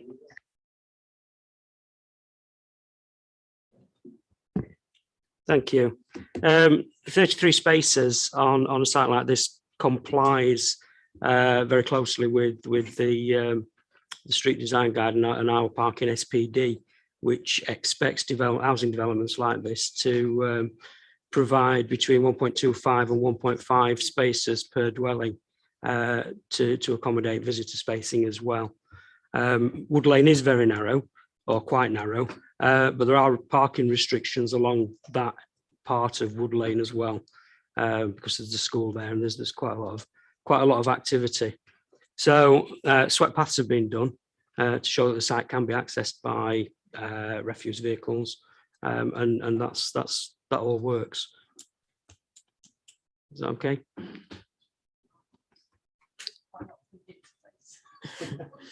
Okay, thank you. Are there any other questions? Before I go to the Chief Planning Officer, does any other officers have anything that they would like to highlight? No? So, oh dear, sorry, yeah, missed comments. I was trying to go. Any other comments? Thank you, Chair. I'm afraid I don't think I will be able to support this application. It is just down to that 3rd floor extension on Belmont House that's got 2 units in it. I think the argument to say that you don't want to increase the height of Bray House because of the effect it will have on Belmont House, it is negated by the fact that you're sticking something right on top of Belmont House that is higher than the eaves, well, the guttering, and it just over dominates the original building. So I'll be voting against it, and I hope that the applicants don't give up, but actually work with our officers to see if they can actually improve Belmont House and put those 2 units somewhere more sensible. Thank you. Councillor Smith. Thank you, Chair. my comment really is that I like the development overall, but I do think that we're asking probably too much of the Belmont House side of things. It's a lovely old building. It's currently not flattered by the extension, and we're replacing that with a new building, which I think is probably over dominant, in my opinion. Again, it's an opinion. And I think it's a shame because it's the opposite side of the site to what, where it's going to be Bray House, isn't it now? And I think so. You've got new, you've got old, then you've got new, and then at the back you've got something different again. And I just think we could do better. It's a conservation area. I think we could do better. I think we can do better in a couple of different ways. And I just think that we ought really to be going for our best city ambition and not just settling. I think this site, to me, it feels like we're settling, and I think we could do better. Thank you. Councillor Finnegan. Very, very briefly, despite Phil's most eloquent explanation of it at this point, I'm still not convinced by the design, and I think it's a misuse of the vacant building credit process. I don't think we should sell out affordable homes so cheaply. Are there any other comments? No? So can I ask Steve? Chair, what's in front of you after the members' comments is still the recommendation to defer and delegate to the Chief Planning Officer subject to the specified conditions, but with the addition of a condition relating to securing the requirements of EN1 and EN2. So it is effectively the substantive motion that's in front, plus that additional condition if members, if anybody should wish to propose it. Any members propose? And yeah, I'd like to recommend the officer's recommendation. And I haven't heard anyone come up with any other reason why we should defer it or other changes. Have a seconder? Okay, thank you. Should we go for the vote? All those in favor? Just two? Sorry, I can't see. So is it just two in favor? Yeah. All against? 2, 3, 4, 5. Abstaining, myself are abstaining at the moment. 6.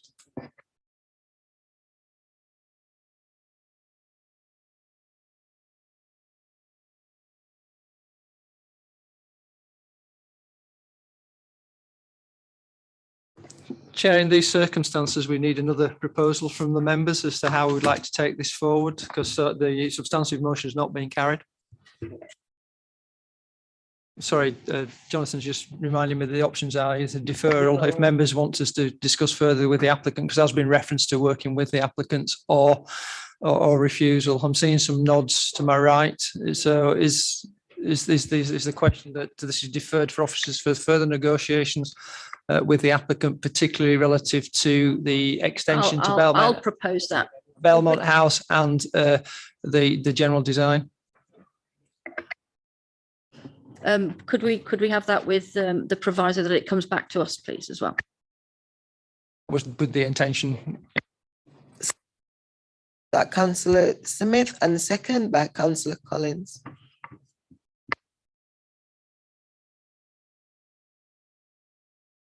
We have a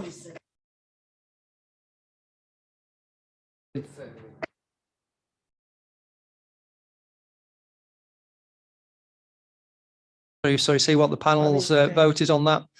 Is that unanimous to recap? Yeah. So the application has been deferred to be brought back to panel, but for further discussions with the applicant related to the extension in terms of its height, further discussion about the potential for altering the third story on Bray House, and the further discussions about the design of the package. Can we add a bit more information on the vacant building credit as well, because I still remain unconvinced. Councillor Hamilton and Councillor Ray, what was we were saying?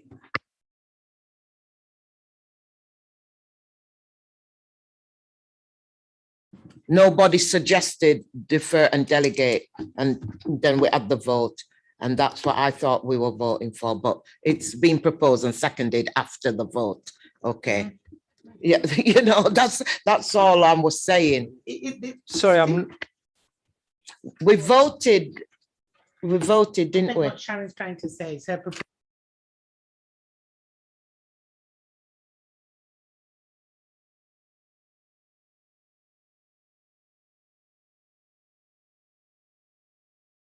yeah, that's the point I was trying to make to Councillor. I think it's Councillor Smith or Collins. Just on the vacant building credit, we can come back with more information, but because this is something obviously led by government, I'm not sure exactly much more we can add. I think both Matt and Jonathan explained the situation in terms of accepting the reduction to one dwelling. We can try to add to it, but I'm not really that sure what more we can add. To try and aid and assist my planning colleagues, as I always do, in a very friendly and positive way. You might want to bring back some of the legal advice or appeal decisions that state that this is it, because the whole process, the whole thrust behind this particular policy is to try and get grotty sites that we've all got back into some sort of redevelopment when they're contaminated with all sorts of problems. This is not such a site. This site, I think, would sustain itself without getting this subsidy. Now, maybe I'm entirely wrong at this particular point, but I'd like to see some of the legal support, whether that's via appeals or legal advice or whatever, that says you're stuck with it, nothing you can do with it. That's helpful. Chair, very kind of Councillor Finnegan to raise that. There is just one thing I'd just like to raise with members. That was actually raised after the vote on the defer and delegate on the motion that was put. So we would have to ask the panel if they want that bringing back. In which case, yes, we can try and bring back the legal advice that was originally given to the officers, but we do need to have panel's agreement to it because it was actually raised after the vote. Yeah. I'm happy to second, Chair. So we can have a vote, but we're going backward and forward. We have voted and won. Now you want to vote on another one. So Proposed and seconded, so can we go to the vote then? Because we've heard from the legal officer, we've heard the test case, so why would we want to bring it back? So let's go for a vote. Yeah. Let's have a vote. Who in favour?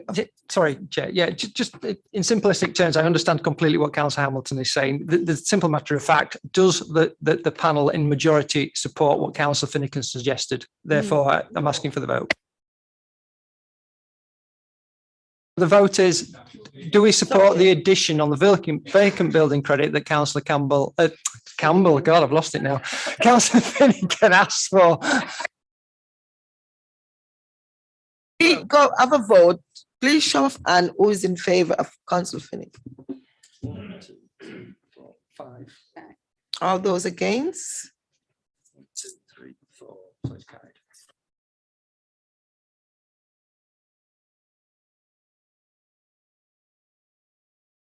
Carol, could I also ask that image 28 comes back the right way around next time? Look. And it was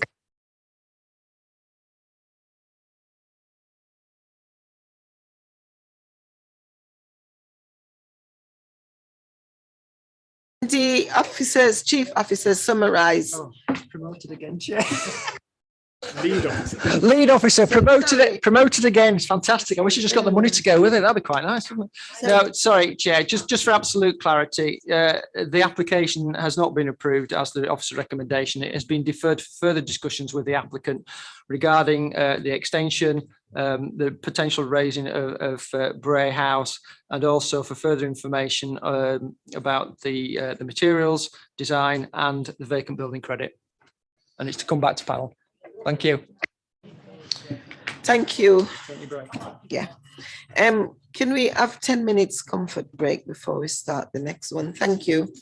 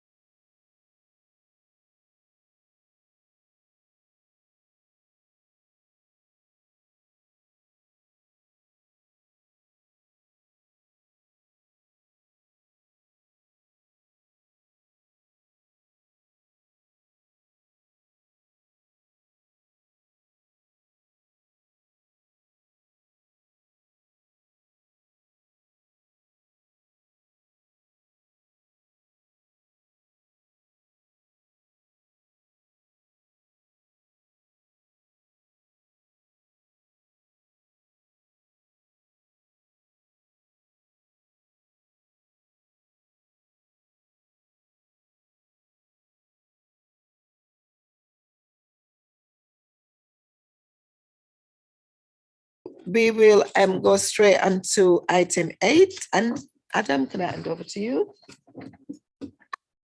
Yes, thank you, Chair. This application was the subject of a panel site visit which members saw on site this morning, and it's also reported to Plans Panel at the request of one of the ward members. I will take it that the members have read the report, so they know the issues at hand, so I'll just take you through the slides on the photos and try to summarise the main issues at hand for your decision making.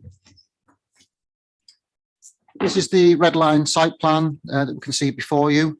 In terms of the site itself, it comprises a linear strip of land which forms the access point from Carr Road, which is on the edge of Calverley, up through the site, which is a former farmstead, currently now 2 detached stone-built listed dwellings, and around the back of one of the properties, number 74, to the right-hand side, as you see on the screen, into a former paddock area. I think was also previously used for keeping chicken coops. There's also a wooded area beyond the paddock that backs onto a private drive known as Clara Drive, which serves a number of residential properties. This is an extract from Google Earth which shows the vegetation on site in question. So you can see the access point from Carr Road itself at the bottom of the screen. I've got some photos which will describe the site in a bit more detail, leading up around the back of the site into the area of open paddock area and woodland. In terms of the proposal, the slide on the picture on the left-hand side shows the proposed site plan. The description of the development is the change of use of the land to form a pet exercise area, but I think it's safe to say that this will be almost entirely used for the exercising of dogs. So you've got the access point from Carr Road. It's in the Calverley Conservation Area, but in terms of the physical alterations that are proposed here, they're fairly minimal. So the land is proposed to be changed to be used for the dog exercising of dogs. And to that, it would be the applicant's business who run a facility which manage and train dogs and use a booking system. So people would pre-book slots of up to half an hour or 1 hour with gaps of 15 minutes in between. And this would be aimed at people with pets and dogs who might have behavioural difficulties with their dogs. There might be dogs that are shy. There might be dogs that might react to other dogs that otherwise can't be exercised in open public areas. There might be dogs that run off, for example. So this would provide a facility that would help train dogs, but also keep them in a confined and secure and safe environment and wouldn't be left off to roam the open countryside and to potentially escape. Understand there's a need for these kind of facilities. We've had quite a few of them over recent years throughout Leeds, and this is one of a number that we've been dealing with. In terms of the physical alterations of the site itself, it's not too much. There's some minor alterations to the access point, which I'll come on to in a minute. There is a car parking area proposed for up to 3 vehicles, and that's in that location there. And that would be adjacent to the existing property known as 74, and between these redundant stables. Proposals are not to touch these at all.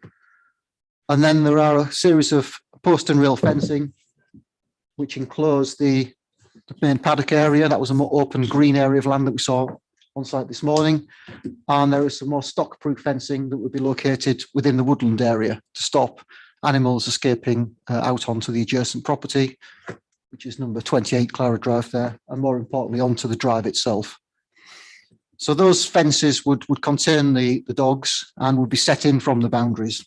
And indeed, having recently discussed the application with the applicant site a couple of days ago, in order to avoid interference with roots of trees by the fencing being erected, the applicant has noted that, and the fencing would be set in from the side boundary from number 28 by up to 2 metres with some planting in between, and also offset from Clara Drive instead of 2 metres as shown on the plan, but 5 metres instead. That's because they've identified a BT cable that runs in the woodland, but also to avoid mature trees as well within the site, which is quite a sensible proposition. So there are no plans of that yet. So if members are minded to support the proposal, I would suggest we would deal with that either through a condition or defer and delegate. Just moving on to the fencing, that's the stock-proof fencing that would be located at the back of the site to stop animals escaping. And again, a picture of the post and rail fencing, which would be in the paddock area. One thing to note, it is in the green belt. So all of these types of fencing would be appropriated in a rural and green belt location. So it's not something that would be out of keeping with the character of the area. Looking through the photos of the site, this is Clara Drive itself. I would point out though, and take note of this, that no access is proposed for customers or staff on Clara Drive itself. All customers would be coming off Car Road itself into the site. This is just provided for context, this photo. So the site in question would be on the right-hand side in that location there, just set in 5 meters from the edge of the tarmac. Again, this is another view from Clara Drive. The site would be in this location there behind those trees. And again, another photo on Clara Drive. The site would be in this location here behind the trees. This is a view internally looking from the paddock area towards the woodland. There would be a gate between the paddock and woodland. And in the far distance, you can see the nearest affected property potentially to the site, which is number 28 Clara Drive. You can see that's a 2-story property. It shares a boundary with the site. You can note they've got a close bordered fence there, and there are a number of trees along the periphery edge of the site. That's a view of the paddock area. That's looking back to the stables in the background. That's part of the applicant's ownership. That area of land would remain open, albeit with the post and rail fence around the periphery. That's a photo again in the paddock area. That's looking to the side. The paddock area, sorry, the stables is over on this side. The wooded area is on the right. So you would see remnants of an old post and rail fence there. That would be replaced by new post and rail fencing running along that boundary and running along the side boundary there. Again, another photograph. This is showing the paddock area looking back towards the woodland. So the Clara Drive would be beyond that area of woodland. And this is a photograph showing the access point that we travelled along the minibus this morning. The applicant lives in this property here, which is number 74, and her family. The access point and the access runs around the back of the property and into 3 car parking spaces. The other property is number 76 here. The applicant's mother lives in that particular house. Both of those are listed, but there's no proposals to touch those.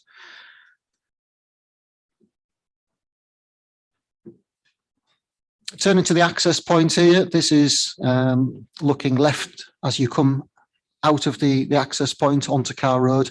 In order to facilitate the required level of forward visibility, it's necessary to remove one coursing approximately of stonework to achieve the required visibility in both directions. You need to get that down to 1 metre in height, and at the moment the wall is just a touch over 1 metre, so approximately you'd need to remove one coursing of stonework on both access points just to achieve that visibility, which would then give drivers the ability to see in both directions.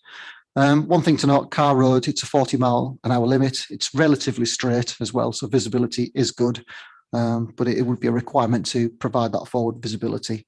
And with a condition imposed on the planning consent, that would achieve that. That's just looking on the opposite side from the site onto Car Road. There are a number of residential properties that front onto Car Road, each of which has their own access point, and some of those access points don't have the visibility that we talked about for the applicant site. Although having said that, the applicant site is or would be more intensive than one residential property. And that's a view just looking down in the other direction there. I think the camera where the photograph is taken is probably more than 1 metre in height, so you can imagine being lower down, visibility would be restricted by the wall, albeit that the coursing would need to be reduced by approximately 1 course.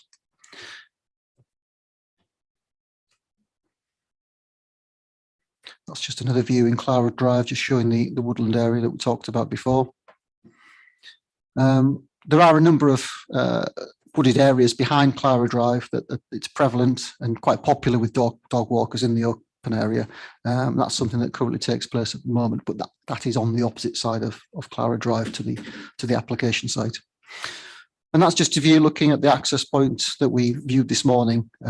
So as well as the forward visibility that's necessary in terms of taking down possibly one coursing of stonework on that side, one course of stonework on the other side, it's also necessary to relocate this wall ever so slightly to increase the width of the access to enable to facilitate two-way passing, and that would be increased to 4.8 metres in width, but that would be only for the first 10 metres.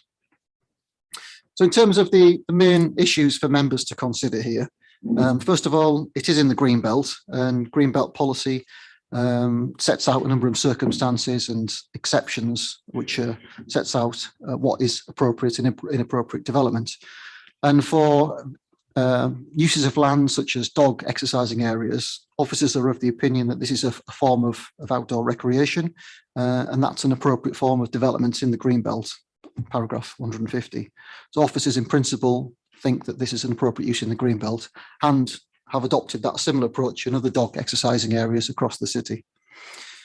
The other main issue is highway safety. We've talked about the need to lower the wall to improve the visibility at that particular junction, and also widen the access point to facilitate two-way passing. It's always the case as well that we would look at the intensity of the use as well, and we're comfortable that in terms of the number of people that would be using this facility, that would be limited. We have a proposal of a total of number of 3 car parking spaces altogether. It would be operated via a booking system and managed by the applicants who would have staff on site, and would ensure that there would be 15-minute intervals between bookings, so you wouldn't get that crossover of customers. And it would also be limited to one dog owner or one group of friends or one family group exercising their dogs at any one time. And we've suggested a planning condition of up to 8 dogs at any one time, both in terms of amenity, but also the highway safety aspect as well.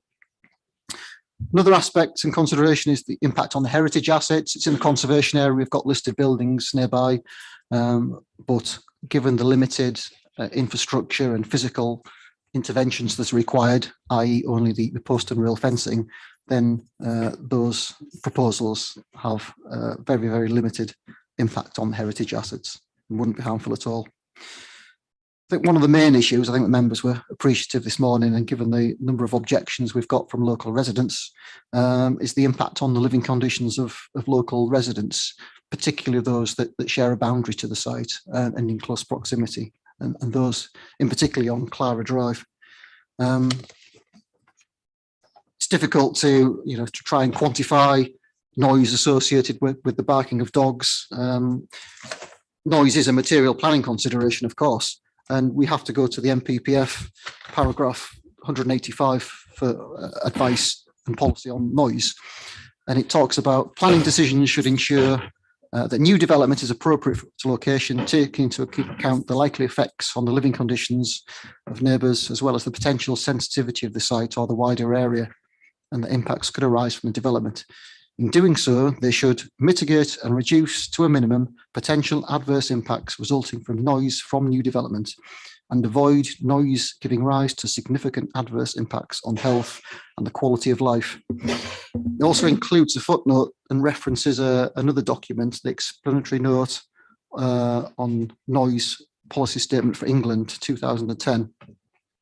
However, when you look at that particular document, there's no particular guidance on dogs and noise emitted from dogs from barking. So it's difficult to quantify the noise impact from dogs associated with this kind of use. I'll come on to that in a second, but in addition to that, and in addition to the report that members have got before him since it was published, we have received 2 additional representations from residents in Clara Drive. I'll just quickly run through those issues just for clarity and so they are recorded. So Some of them ask questions given the publication of the report. So who, for example, and you might want to ask the applicant some of these questions perhaps later on if members see fit. Both we have got neighbours objecting and speaking today, but we've also got the applicant in support of the proposal. So neighbours have objected. Some of those comments are questions of who will supervise the facility, what measures will be in place, what training will staff have. The thought of dangerous dogs being trained is concerning. Stock fencing is not secure. If aggressive dogs do escape, who's responsible for them? There's no specificity on the hours of operation relating to the seasons. Probably noticed from your report, there's a suggested planning condition on hours of operation there, and we've recommended that those be limited to 8 AM to 8 PM Monday to Saturday and 9 AM till 6 PM on Sundays and bank holidays. However, during the winter months when it's dark, it's more than likely that those hours wouldn't be used to their maximum. Residents have also talked about the impact dogs will have on access to Clara Drive. I've mentioned there's no access to customers, everything is coming through Carr Road. It's not a suitable use in the green belt. It would impact the conservation area, pressure on biodiversity, noise from barking dogs. Dogs walking in the Westwood would significantly impact on biodiversity in the local environment. Dogs may be able to jump and get over the fence, and parking by dog walkers on Clara Drive already impacts on the roots of trees. In addition to those residents' comments, another resident nearby has challenged the findings of the officer report and noted that we haven't commissioned or sought a noise assessment from the applicant. What the object has done, they've commissioned their own acoustic report from a consultant, and that was submitted a matter of days ago. So that was after the report was published. So members, it's not in your panel papers because of the timing of that submission. Having gone through that report from the neighbour, which has been commissioned and done by an acoustic noise consultant, I think as planning officers, we would give that very limited weight, mainly because the report which is being provided highlights the subjective nature of noise, and it's not a simple relationship between noise levels and those that are impacted and those that are effective. It also notes that the British standard doesn't have a recognised noise impact assessment and methodology for calculating noise, nor does the World Health Organization have any recognised methodology. The report does pick up on I think an application that was the subject of an appeal in Moray in Scotland, and that uses that as an example to use methodologies for the calculation of number of decibels for dogs. But officers don't believe that's a comparable case. Having looked at that, that was a scheme or an application which was a scheme for, was it 46 Alsatians? Yes, 46 dogs were actually involved. Yeah, 46 Alsatians were included within that scheme. So therefore, we don't think that's a comparable scheme upon which to lie for this particular proposal. The noise report also looked at a number of noise receptors and a number of key points within the site to try and calculate the noise generated from dogs. But I think, given the lack of clarity and guidance nationally and internationally, I don't think there's any measures that can actually quantify this in any measured way. And indeed, the report at the very end makes a conclusion that these factors are largely dependent upon the age, the breed, the temperament, and the degree of training and socialization of each dog, plus the nature of the environmental stimuli present, which is probably why we officers didn't ask for a noise survey in the very first instance. It's something that was very difficult to quantify, very difficult to measure, because you have got different sizes of dogs, different breeds of dogs, and as the applicant has put forward, this is a facility which is trying to minimise conflict between dogs. Dog owners want to bring their dogs to this facility to avoid conflicts that they might otherwise have got in a public area. So this is a secure facility that dog walkers and family and owners want to bring vulnerable dogs to train them and bring them up in a in a more of a behaved and controlled manner. Those are technical issues you might want to ask the applicant when they have the opportunity to speak. But on balance, taking all the comments into consideration, both the objections that we've received and the comments from the applicant, and having regard to all the policies and having seen the site in question, we have recommend that the application is recommended for approval, subject to the conditions set out in the report in terms of limiting the amount of dogs on site and the hours of use and others relating to access and visibility. Thank you, Chair. Thank you. We have got Ahmed and Brian who will be speaking today against the application. Ahmed and Brian, you have 2 minutes each to speak, so in total 4 minutes on the application. Thank you. 8, Chair, if you remember. 8. Oh yes, I did say that. Sorry. Not at all. Okay. My name's Brian Dean. I'm going to speak on behalf of Mr. Kumar. I'm a barrister. I'll refer to the Chief Planning Officer, if I may, as the CPO. First, this development is not essential. Why does that matter? The CPO's report at paragraph 41 notes that the Greenbelt policies, policies say that these facilities must be essential, but there's nothing essential about this facility. Where does it come from? It comes from the Leeds Unitary Development Plan Control of Development in the Greenbelt, paragraph A5.4.1. I have copies of my note to give to you at the end if you need it. And it states this, except in very special circumstances, approval will only be given in the Leeds Greenbelt area for essential facilities for outdoor sports and outdoor recreation. The dictionary definition of essential is absolutely necessary, extremely important. There's nothing absolutely necessary about this facility, and neither the applicant nor the CPO has stated that it is necessary or essential or why it's essential. It was said a moment ago that there was a need for this. That's not the same. It's insufficient. It doesn't satisfy the essential test. It's also said it's been done all over the city. If it's been done in the Greenbelt, then one might want to consider the precise circumstances in which it's been done and whether they satisfy these tests. Next, noise. It was said it was difficult to quantify noise. No, it's not. I have a case right now where it's being done. You can find them in the reports where dogs are tested. You can get a decibel counter on an app. Experts can do it. Decibels is the way. It's not vague. It's a precise science. The CPO's report fails to deal in any way with the issue of noise as a nuisance. There's no noise impact assessment, which most authorities would carry out as a matter of course. The proposed facility is on a quiet, lightly trafficked residential road with an ambient noise level that's known to be low, comprising principally birdsong. There is now a 27-page experts report commissioned by the residents that comprehensively covers this critical issue. It is uncontradicted by expert evidence.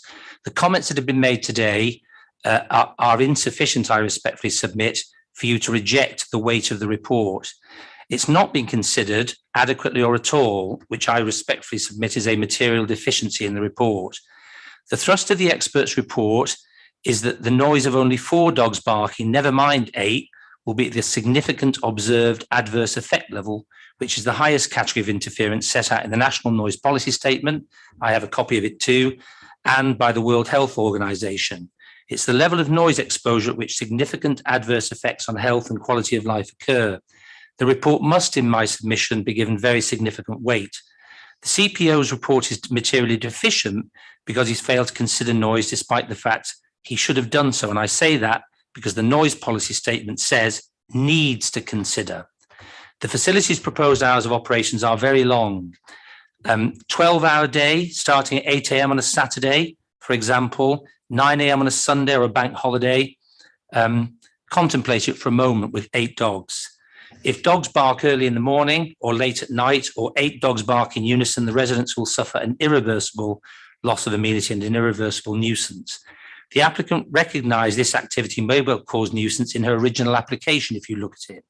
Importing that nuisance into this facility and concentrating the dogs in one place instead of it being dispersed across multiple parks, fields and woods nearby is not a fair thing to do.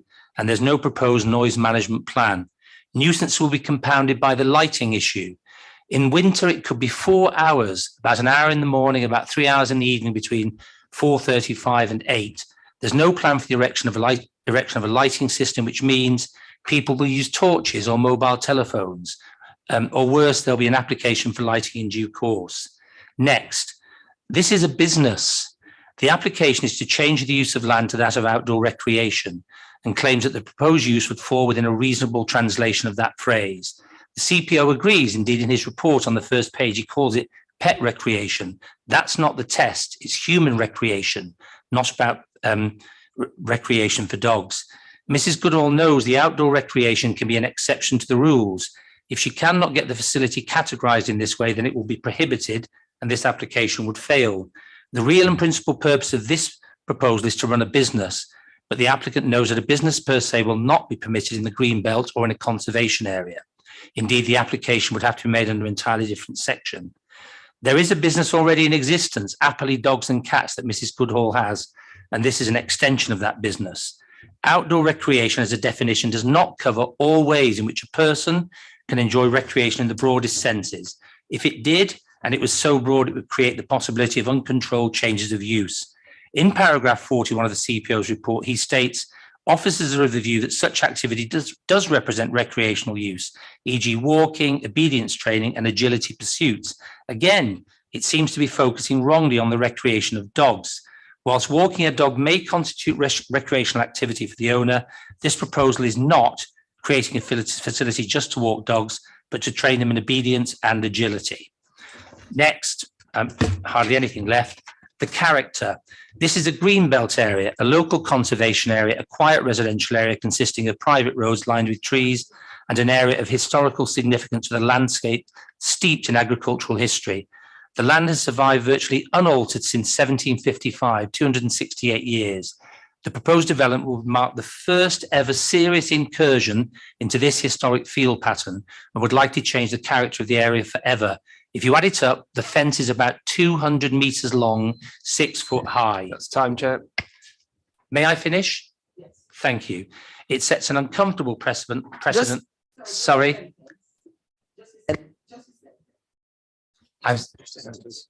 Yes, it's just to finish this paragraph.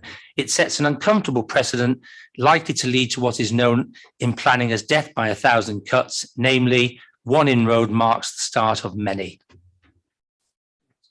Thank you. Okay, are there any questions? Councillor Ray. Yeah. Sorry? I've got my. This gentleman has 2 minutes as well. Oh, sorry. Toby, how long have we had? It's been 6 minutes now. Thank you. Shall I start You've now? got 2 minutes remain. Thank you. I live at number 28, the closest property to the applicant. I write crime fiction books for a living. My livelihood depends on being able to enjoy the quietness of this area. I'm at my desk at 8 a.m. I write until I collect my 2 boys, aged 5 and 6 from school, and then we play outside in the garden, which is where we like to have our dinner. Outside, surrounded by the sounds of nature, birds singing, maybe watch the squirrels chasing, and talk about our day. At 7 p.m, we'll put the kids to bed, and then it's our time to wind down. None of this will be possible if the applicant is granted permission to develop her business. When I'm preparing the kids' breakfast at 8 a.m, dogs will be barking. When I sit down to write, dogs will be barking. We won't be playing outside anymore because dogs will be barking. And my children are still at the age where they're afraid of dogs. To have up to 8 of them literally a few meters from where they are playing will fundamentally ruin everything we hold dear. When we put the kids to bed, and those of you in the committee with children will know what an arduous task that can be, dogs will be barking. Put yourselves in my shoes. Imagine this proposal was to be situated immediately next to your homes. Dogs barking, owners shouting, 7 days a week. Out of the 50 comments of support for this application, only 3 are from the Carvely community, whereas every one of the 52 objections are from the locale of Carvely. The mental toll of this will be catastrophic. And a short note from my wife, Sam, who could not be here because she's on shift in A&E. I've worked in A&E as a nurse for the past 22 years. I see daily cases where unruly dogs have attacked members of the public. And by the applicant's own words, she will be attempting to train aggressive, reactive dogs. The fact that we will have 8 dogs, 12 hours a day, means we will be forced to contend with 96 dogs every day. That's up to 600 a week. The law of averages and my work in A&E tells me that at some point, one of these dogs will escape the enclosure into our garden. It's exactly why dog training facilities are not located in residential areas. When I work nights, how am I supposed to sleep during the day with 8 dogs barking every hour? And the same goes for my neighbour Cully, whose wife is a medical doctor at St James's. If you clapped for your NHS heroes during the pandemic, then please, I ask you not to forget us now and reject this application. Okay, thank you. Councillor Ray. Thank you, Chair. And this is to both speakers. What's to stop the owner currently having 8 dogs on their property as a domestic dwelling and you not having the same issues? So is that? Does anyone want to answer that rather than me? A resident? Yeah, there wouldn't be up to 30 people with them. Sorry. Oh, you pressed that. There wouldn't be up to 30 people with them. If you look at the Pudsey dog walking park, there's pictures on there with 8 dogs and 30 people. And to say that Amit's house is in the far distance, they share a boundary. You know, and it's not just the noise of the dogs, it's the noise of people training the dogs. So it's completely different. And my point would be, if you had 8 dogs in your house, they wouldn't be outside every hour, every day, 7 days a week. You know, it's unreasonable to suggest having a residential of 8 dogs is exactly the same as this application, which will be 8 different dogs every hour. Those 8 dogs they would know their environment, they would be calm, and they would have been trained for their environment. This is 8 different dogs every hour, every day of the week. That's a completely different scenario to having 8 residential dogs who are aware and familiar and calm with their surroundings. I appreciate that, but how is that different to a pretty average residential street where you could have a number of dogs on a residential street, all within a very close proximity to each other, to which they don't necessarily know each other? What I'm trying to understand is the fundamental objection here, because if I think of any traditional residential street, and I know this is a slightly different setting, I can only think of my street, where there's probably 20 properties on it in a roughly similar sized area to the area we're looking at, and there probably must be around 20 to 30 dogs. So I'm trying to understand the fundamental objection. Is it that you just think that the noise will be completely uncontrollable and this will be a unique situation compared to any other kind of residential setting where people can basically own quite a large number of dogs if they wish to do so? Or is it because you're fundamentally against it because this is actually a business rather than the noise? May I answer to start with? The fundamental objection to start with is that it is not essential. That's the first point. If one is to focus only on the dogs, the scenarios that you have raised, sir, for example, like on most of our roads, lots and lots of people having a dog is an entirely different proposition for the reasons that Amit gave a moment ago.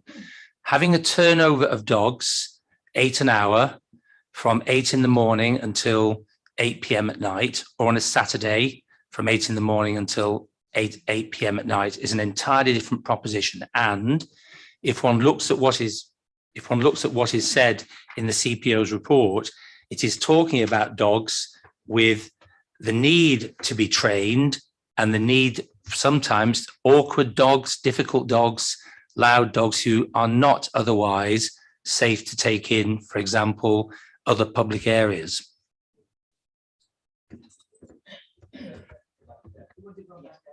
So we've had a lot about dog noise and about that, but actually you're saying the fundamental principle is that you believe that this doesn't meet the test to be built in the green belt, and that actually everything else we've been told is additional to that, and actually the crux of your objection is effectively purely based on your interpretation against the interpretation of the officers that this does not meet the test to be built in the green belt.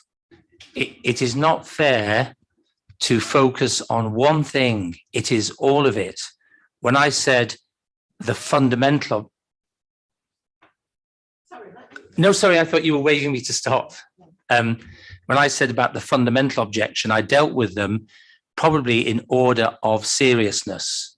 And I started with the test of essential, because that seems to me in law to be the most significant element. But it does not for a moment detract from the seriousness of the point about noise. I'm not asking that they be categorized in different ways. I'm saying they are all important. I'll just finish on this point. No, I appreciate that, but it's for us to weigh up what is and isn't a consideration. So this is why I'm trying to understand your perspective. So are you saying that the main objection, and I would like a yes or a no answer, is the actual classification of this being in the green belt? Is that your main objection, yes or no? Because we have to make a weighed decision when we make our opinion. So I'd just like to know if you think that's the main objection or not. May I ask that the residents give a response to that? Yes, I think that noise is the primary consideration here. And I think that your point earlier that if you're in a street with 20 houses and every house has a dog, that's 20 dogs. It's not at all comparable to what we're talking about here. That would be one dog in a house in an environment. Do you ever see those 20 dogs outside all together at the same time excitable? I don't think so. And I think this is 8 different dogs every hour, which is not at all comparable to the example that you set. It's chalk and cheese. This is 8 different dogs every hour who, by the applicant's own words, are untrained dogs in need of training. That cannot be the same as a residential dog in a known, comfortable environment with surroundings that are unfamiliar. If I could add as well, if you look on the Leeds.gov website on antisocial behaviour and nuisance, one of the categories there is barking dogs. So how people could assume that this wouldn't cause a nuisance is very strange. Can I also say the environment which we live in is very quiet, and if you have barking dogs, there's no other competing noise against that. So what I hear in the morning are birds singing. Now, if I have continuous dogs making a noise, and when everybody knows that when you have a dog going past another dog, they bark. And it can vary. If it's a small dog, it's going to be a small noise. If it's a larger dog, it's going to be a larger noise. But we don't know what type of dogs are going to be here, except for the statement which was in the proposal, which was, and I'll read this out, those with an aggressive or reactivity issues and animals that owners do not wish to let off the leash. That, for me, states that they have behavioural problems. And in an environment where they're with other dogs of the same type, they could react to each other, and the noise would be more than the requirements, which is 35 dBs in our house. Outside, it's 55 dBs. An average dog gives 80 to 90 dBs. That is the noise level of one dog. We had the assessment done to quantify this. Yes, it's not perfect, but nothing is perfect. Just as we could say with the COVID vaccine, we have to look at the evidence. The evidence I had was to give you something which substantiated that. And that's why we have the report, and it looks at all scenarios in all different positions in the actual paddock, and with not just 8 dogs, but with 1 dog. And it goes through those and tells you what the predicted noise level would be.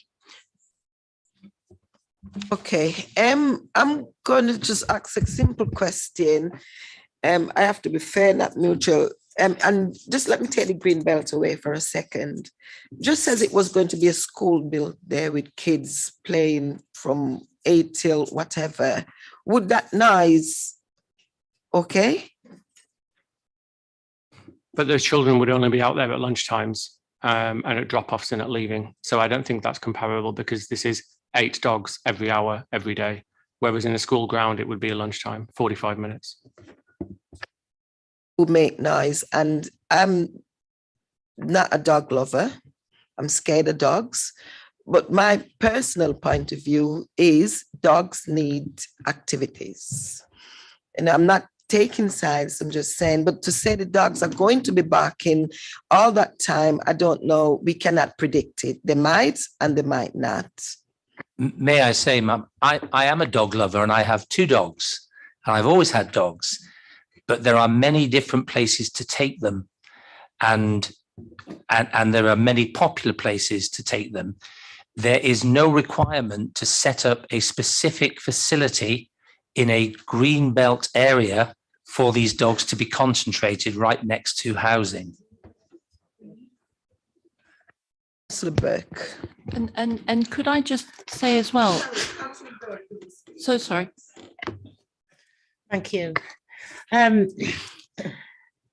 There's a huge assumption that every hour there will be 8 dogs, which is materially wrong, because I know there's a condition that there's a 15-minute gap between every appointment anyway, so that will push it on. And there's certainly, I don't know, I'm kind of confused why you think there would be 8 dogs every hour, because the actual stipulation is that there would only ever be a maximum. And I'm sure the applicant would be delighted if she could have that much revenue every hour. But there's kind of other assumptions, isn't there? That all the dogs will be aggressive. And I know it makes reference, but actually some dogs, and I'm a dog lover too, and my grandfather used to run a police dog training school. Some dogs are just naturally timid, particularly rescue dogs who can't be subjected to normal situations. So it's that training environment that builds their confidence and lets them. So it's illogical to assume that there will be 8 dogs who will bark constantly, because that's just not the case. And the whole point of training is you would be doing things with those dogs to calm them, to bring discipline, to make them do things. And any dogs that would display an aggression to each other, I assume, would be, and certainly from my knowledge and experience, would be removed from the rest of the group. They wouldn't be left in a group to run amok and cause trouble, because that would be hugely distracting to any training session. Can I reply to that? We've already got in Carverley the dog training club, which is 2 hours, 3 evenings a week and alternate Saturday afternoons. And all the dogs love it. You can see them just being taken through the village. They absolutely love going, and it's hugely successful. And it's right there in the village already, and it's limited hours, and it's run very well, and it's kennel club registered. And you have one trainer to about 3 or 4 dogs. So that's already there. Carverley Woods is massive, and it's really, really popular with dogs already. I like dogs. They're gorgeous, really, really nice. But I really wouldn't want this right outside my bedroom window when my kids were trying to sleep. So in terms of a need for something, there's already the place in Carverley for training, and there's already the woods. So to put this right outside Amit's house and to say it's in the far distance, but that they share a boundary, it's not in the far distance. May I add something to that? What matters here is the potential. Of course, it may well be that those assumptions, those possibilities are correct. We could fashion a set of facts where none of this would be particularly difficult. Only one dog might turn up every half a day. But that is entirely capricious. It is entirely a matter of chance. The requirement here is a proposal that allows 8 dogs an hour. That is what is being requested. Now, I see a councillor shaking her head. Well, 8 dogs every 45 minutes then, if there's a gap of 15 minutes. But that is what is being requested. And it is likely on the weekend that dog walkers have a better chance in the middle of the day to get their dogs there. Either way, at its maximum capacity here, what is being requested is not 2 dogs or 4 dogs, but 8 dogs an hour from 8 a.m. in the morning until 8 p.m. at night.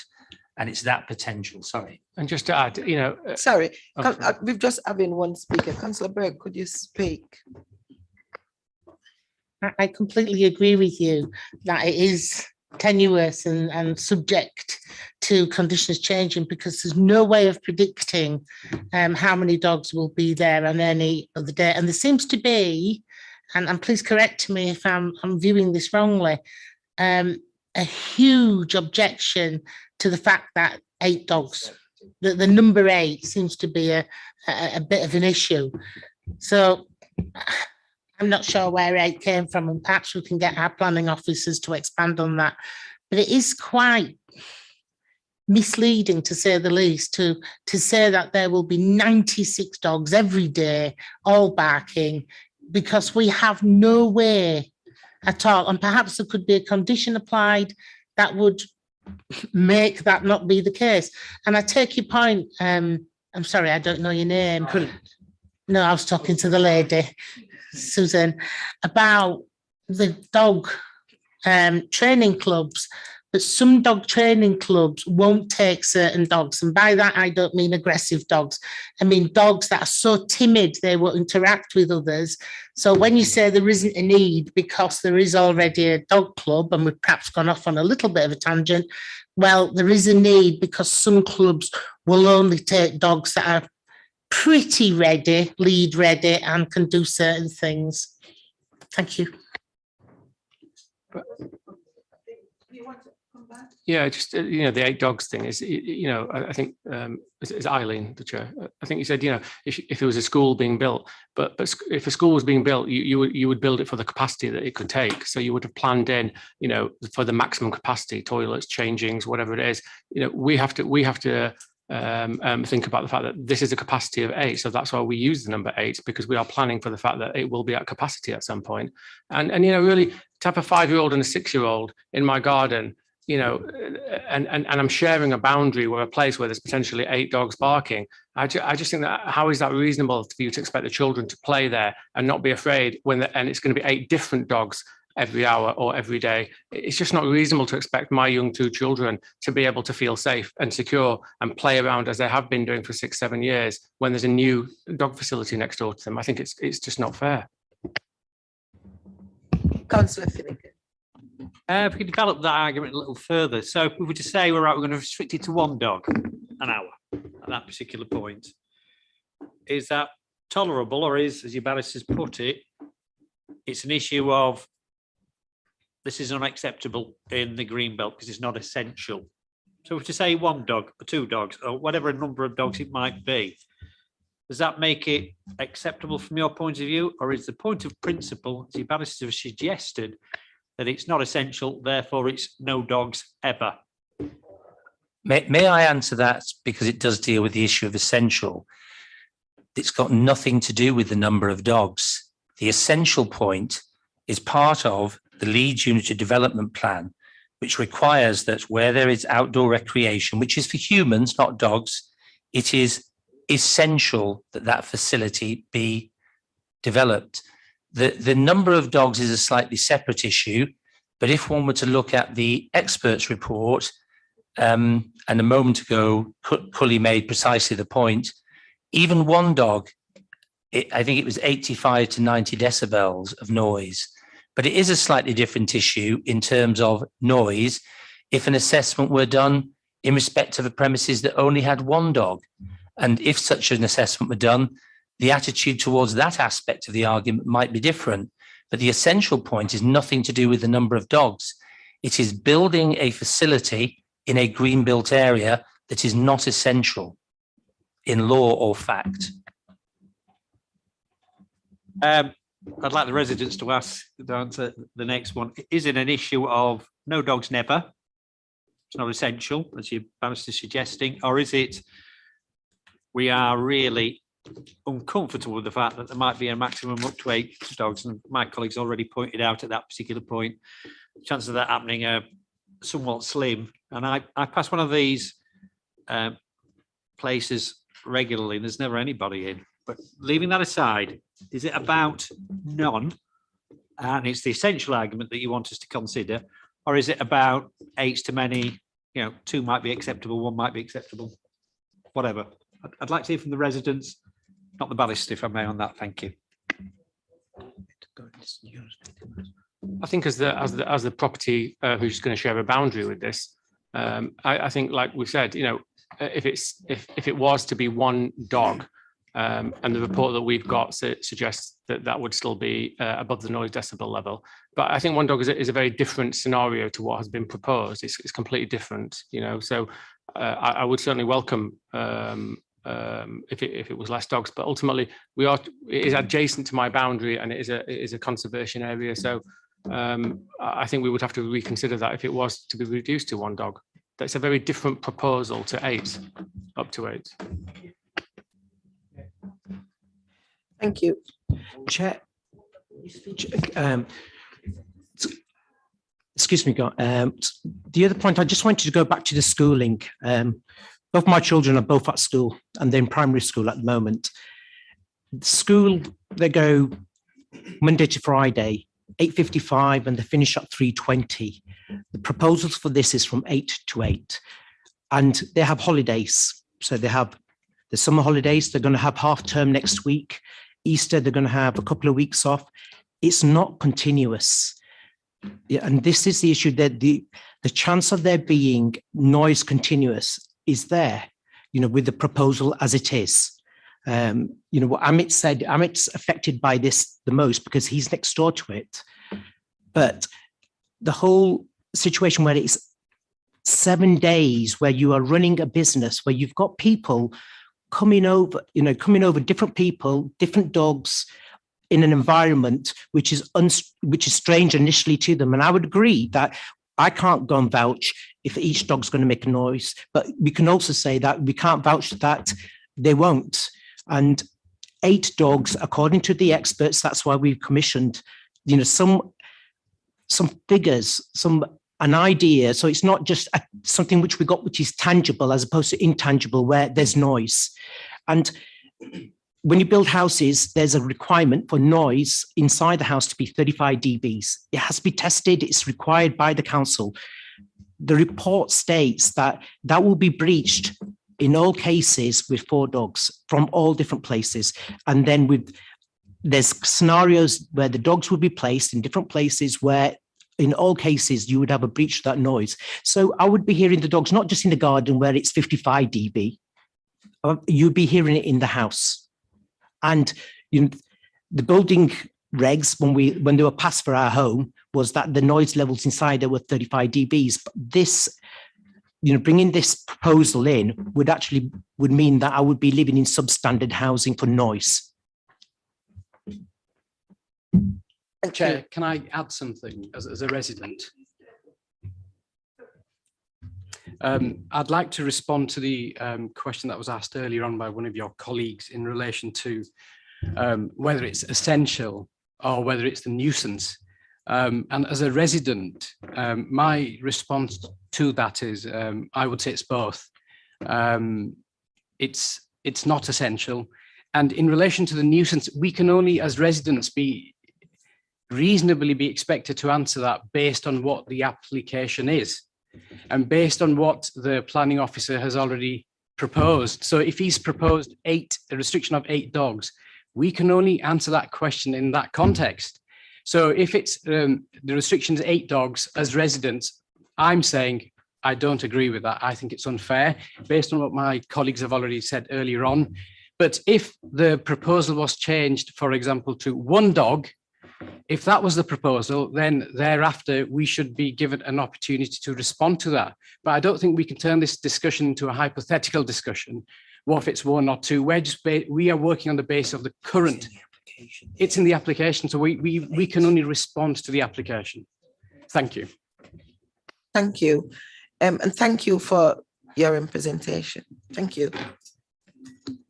Yeah, please. Any further questions? No. Encourage it.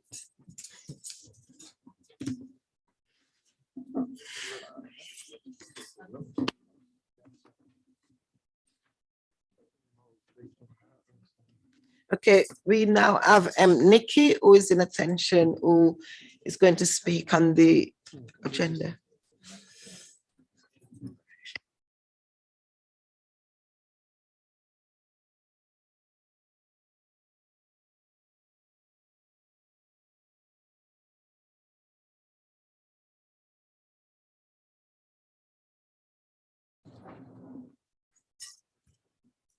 Thanks, Nikki.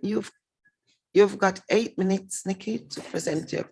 Thank you, Chair, and thank you for allowing me this opportunity to speak.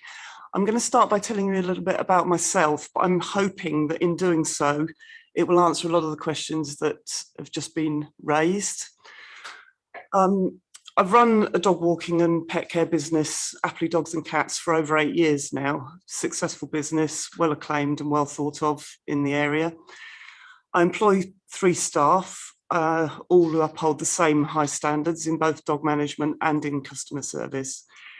We pride ourselves on the level of care given to every individual animal in our care, and also the skill in successfully handling dogs of all types. It speaks volumes that many of our original clients are still with us 8 years on. And although many of local dog walkers have space for new clients, we have a waiting list. We've got a lot of experience, obviously, about dog care and management, training techniques, but I've got a particular interest in dog behaviour, attended seminars and courses, but work very closely with recognised dog behaviourists in the area. So we've lived locally for close on 20 years, moving from Appley Bridge to Carverley a year ago. We're closely involved with the local community, and Carverley Woods is our workplace, and we're well known and respected there. We've made a point of meeting and often befriending other users of the woods. We help out where we can, organising litter picks, reuniting lost items, even lost dogs with their owners. We've informed authorities about incidents, called ambulances for people, and generally been good neighbours. So that's me. And now I'd like to explain to you what a secure dog field is and what it isn't.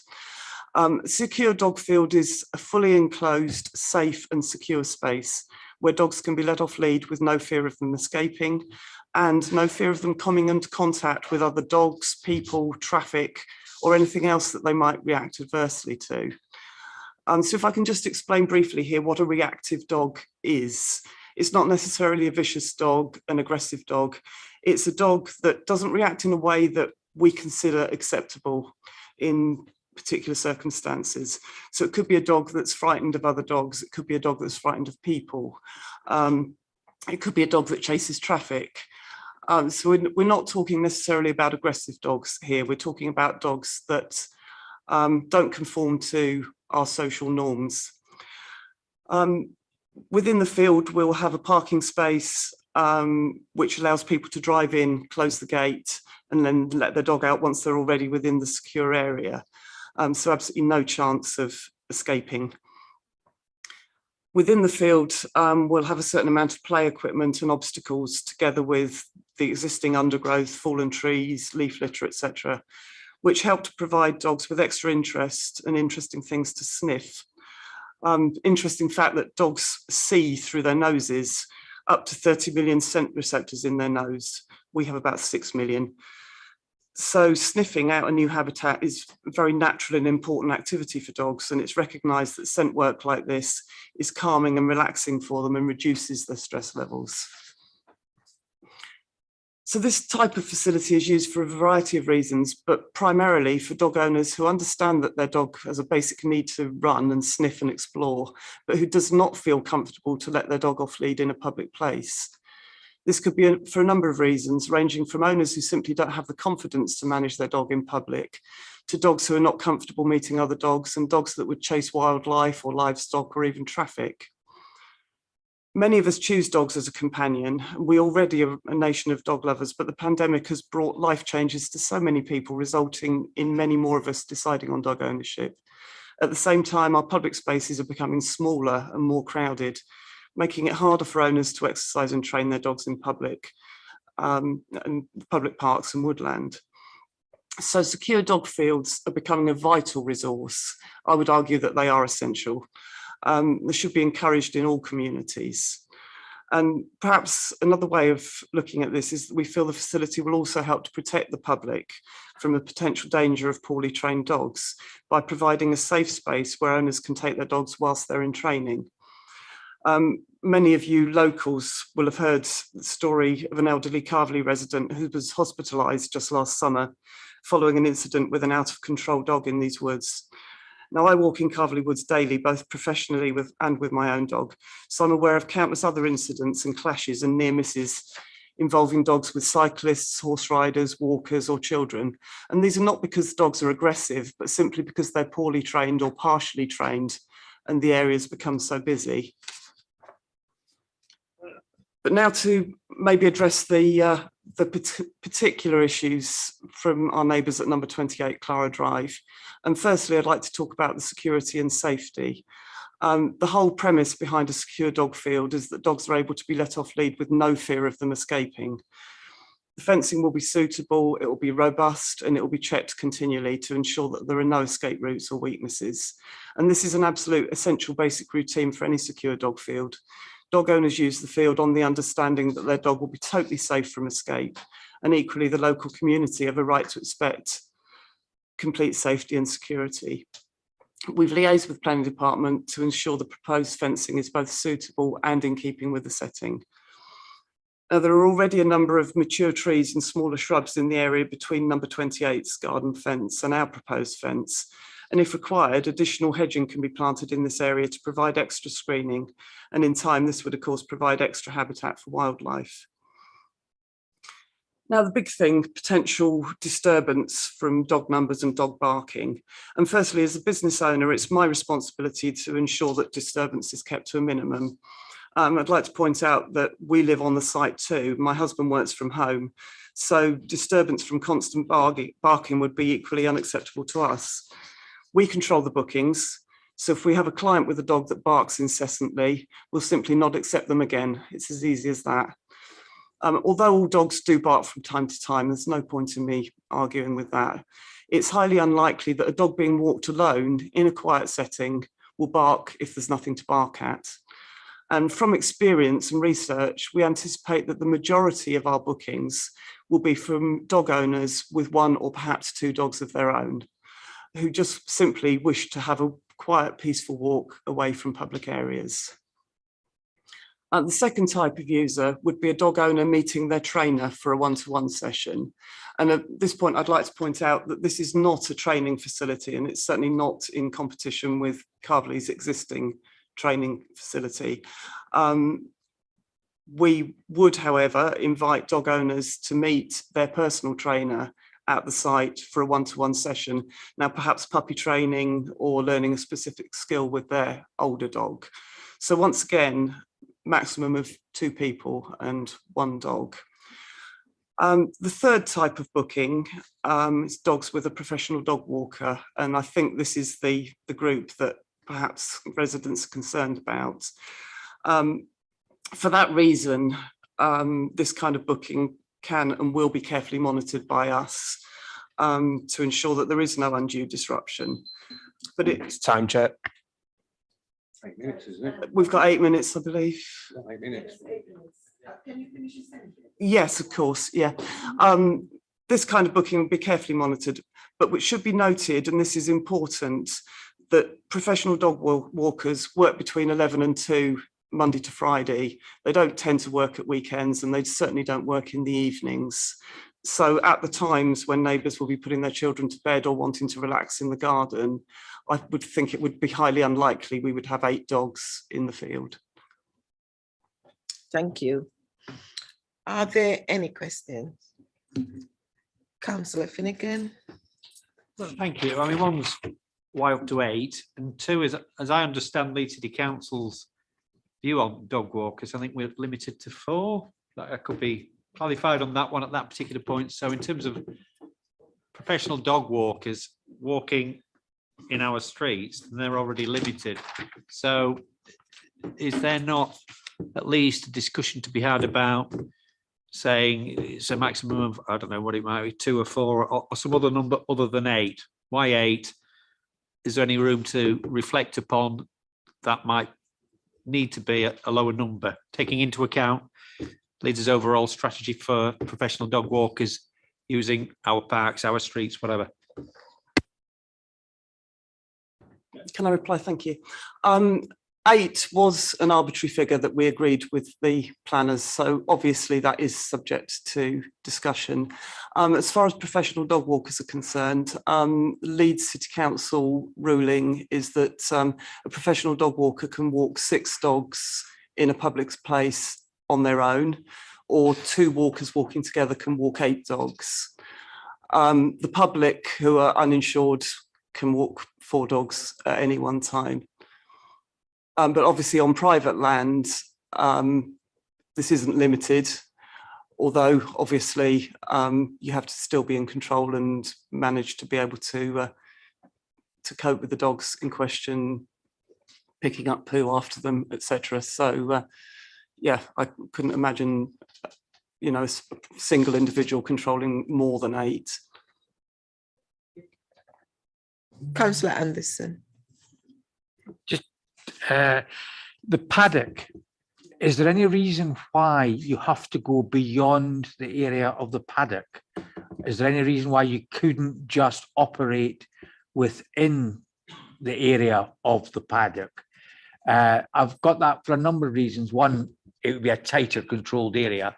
2, if you allow the dogs, any dogs, doesn't matter whether it's your dogs or anybody else's dogs, anywhere near your wood at the top, you could have a dog that you're looking after and is a responsible dog, and a resident walking a dog on Clara Lane.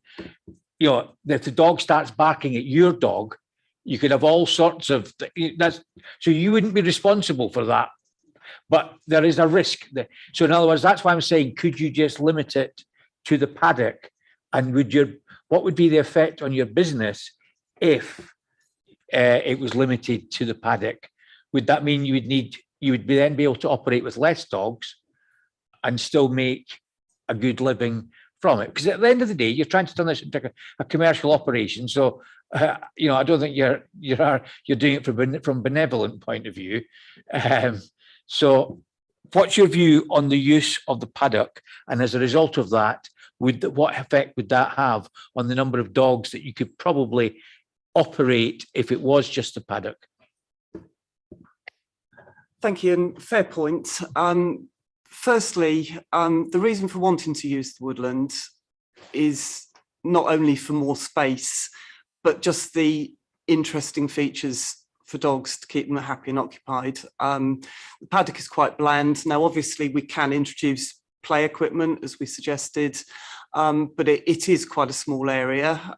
It would limit the number of dogs that we would have at any one time. As I say, the woodland is particularly useful because the fallen trees and the leaf litter, etc., give extra interest for our dogs. We had thought about your comment about passing dogs, and for this reason why we've actually changed our plans to set the fencing back 5 metres from the road rather than the original 2. Partly to be behind the BT cable, but also so that our fence is behind the holly bushes and trees, not visible in all places and further back from the road. So you would hope that if people were walking their dogs either on lead or under close control along Clara Drive, they would be far enough away from any dogs in the woodland to cause any particular issues. Thank you. Councillor Collins. Mine's a little bit about your business plan as well. You gave us some very useful information in your presentation. So I'd got down, what does your business plan say about operating hours? And I'm wondering whether we could actually propose a staggered operating hours so that early in the morning and late in the afternoon, or after 2 p.m, I think you said, there's fewer dogs allowed than in the middle of the day when you're hoping to get the professional dog walkers on site. So does your business plan allow that? Because I think that's one of the key things really, isn't it, is so that your neighbours have a assurance that they're still going to get a good quality of life themselves. And I think it also might actually help you when it comes to managing other people's and people's expectations if we actually did a staggered times with staggered dogs. I was going to ask you the question about the woods. I do fully understand that. And I suppose the only other concern I've got is you're obviously very experienced yourself, and I would trust that if you were training the dogs, that you would have them under control fairly quickly. But well, what is your experience with just other people coming in though? How easily will you be able to restrict what they do? And if they do have a barking dog, genuinely, does your business plan allow you to restrict them from coming again? Right, thank you. I'll try and remember the points you raised. Opening hours, I think, is something that everybody's quite interested in. Firstly, the 8 a.m. to 8 p.m. was an absolute maximum, and that was during summer months. During the winter, we have very limited hours of daylight. So I would propose, we wouldn't have any bookings after 3 o'clock in the winter months. Also, now we've lived there a year, and remember we put this application in June. We've lived there a year now, and it's quite obvious that the paddock area in particular gets very wet during the winter. It's quite soft underfoot at the moment. So talking about it just last weekend, we said in reality, we would probably have to close for a couple of months during winter months just to allow the ground to dry out and make sure that it wasn't becoming unduly damaged. In addition, another thing we've discussed amongst ourselves since the application was made is that probably on a Sunday afternoon, for ourselves, we would like to have some time off and some family time. So we would propose, except in, unusual circumstances, that we would be closed on Sunday afternoon. So the 8 a.m. to 8 p.m. is the absolute maximum time we were talking about. In addition, as I said earlier, professional dog walkers are the only people that are likely to want to walk 8 dogs at once. And they do work, I know from many years of experience, between 10:30, 11 in the morning and about 2 o'clock in the afternoon. So outside of those times, it will be private individuals before or after work wanting to come and exercise their 1 or perhaps 2 dogs in a quiet area. So if we were to grant permission, but with a condition in there that the hours were restricted, so that your window for 8 dogs was only 11 a.m. to 2 p.m. Monday to Friday. And outside that window, there was only 1 or 2 dogs. Mm-hmm.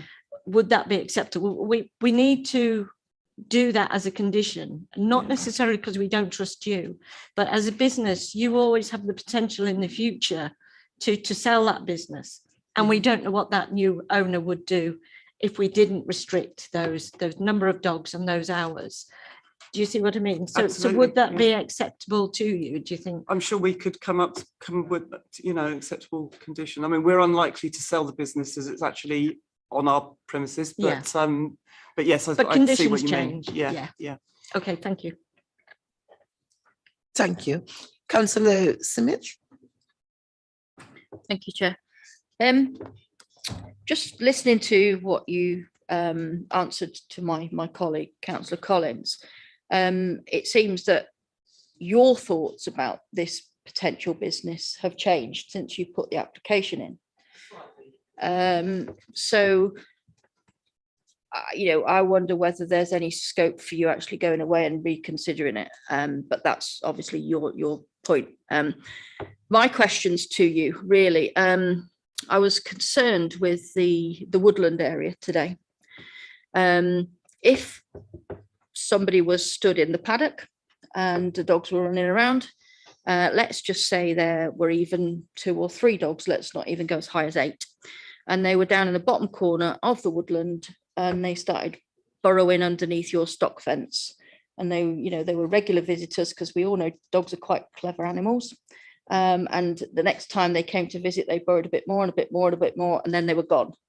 Nobody from the paddock would actually have sight of what was going on in that woodland area. So that is a concern for me. I wondered about the winter hours, which I know you've mentioned, you've thought about that yourself, and the lack of lighting. So I'd like to, if everybody was minded to actually approve the application today, that there would never be any electrical lighting in there, for example, to extend your winter hours. I do feel very sorry for the residents of 28 Clara Drive, because having been there today, there is no doubt that they will be very, very well upset with what is proposed here. And I just wondered if there was any scope for moving any potential boundary and putting a almost like an acoustic planting arrangement in there, so that it did mirror them, or protect them as much as possible. So if, for example, you just used your paddock area and you put some acoustic planting in against the remainder of the border with 28 Clara Drive and limited your number of dogs that you allowed, with the potential of limiting the hours, would you feel that that would work as a business for you? I'll try and pick up on all your points. So firstly, dogs digging under the fence. We will be checking the fencing continuously between every booking. This is the whole idea of actually being on site rather than other similar facilities that are just monitored by CCTV. We'll be there, and this 15-minute gap between bookings will give us time to check fencing. I have got a plan for dig-proof fencing, which I won't bore you with now, but yes, so it's our responsibility to keep checking, but also, and any facility like this, owners are subject to terms and conditions. And if owners are in the field with their dog, although we say, yeah, the fencing is going to be safe, but it's still their responsibility to look after their dog. So like you would on any dog walk, you go with your dog. You don't sit in the paddock and leave your dog to play in the woodlands, you go with them. And so you would see straight away if your dog was trying to dig out. Dogs do dig. My own dog loves digging. But as an owner, you keep an eye on that. And as a business owner, we would be checking for any signs of digging when we check the fences. Yeah, we are also planning to put up CCTV, which will add extra security, both for Clara Drive and for us. But in addition, if we review the CCTV and see that a dog has been digging, then we know we've got to address that. As far as number 28 is concerned, they are close to our fence, and I think I'm right in saying that the majority of their garden where the children play is actually adjacent to the paddock rather than to the woodland. I did mention earlier, I don't know if you heard, that we are more than happy to put additional hedging in between our fence and theirs, which, yes, it will take a little while to grow, but it will serve to baffle sound. It may mean that the children can't see the dogs if the parents are particularly worried about that. And as it grows, obviously it's extra habitat for wildlife as well.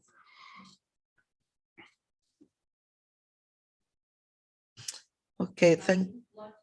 Lighting, yeah, I certainly had no intention of lighting. We were intending to close when it gets dark during the winter.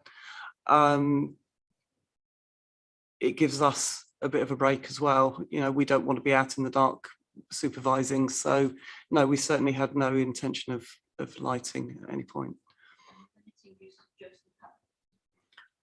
Yeah, as we discussed earlier, it's a shame to limit it to just the paddock, simply because the woodland is the area that would be particularly beneficial to dogs. But yes, it could be done. Okay, thank you very much. Are there any other questions to the council? Hi. Just looking at the website for Applicant dogs and cats, are you intending to keep that going? Yeah. You are, and noticing that its location is where you live, but it's licensed by City of Bradford. Yeah. Would you have to would you license the new organisation, if you like, as well? And what sort of restrictions does that license belong? Okay. Mean? Yeah, the license is for dog boarding. So dog walking does not require a license. The license is for dog boarding, which is something that we did when we lived in Bradford. We haven't renewed our license for boarding with Leeds City Council, and we don't board dogs anymore. My colleague who works for me still lives in Bradford and she still boards. So that's why that information is still on the website. But dog walking does not require a licence. Okay, thank you. So let's move on to questions to the officers. So do you want to come to the officer or you want to go officer? So Councillor Ray? I think it's just on the question the barrister raised around the essential bit. I think obviously we'd like some clarity over that, because that seems to be the substantive argument from one party. So if we can just have some clarity on our opinion compared to their opinion, please. Thank you, Chair. Thank you, Councillor Ray. Yeah, I would suggest that there appears to be a fundamental misunderstanding of Greenbelt Policy N33. If I could just take it back to the beginning and remind members that this application is for a change of use of the land in question. There is some fencing proposed, but fundamentally this is a change of use application.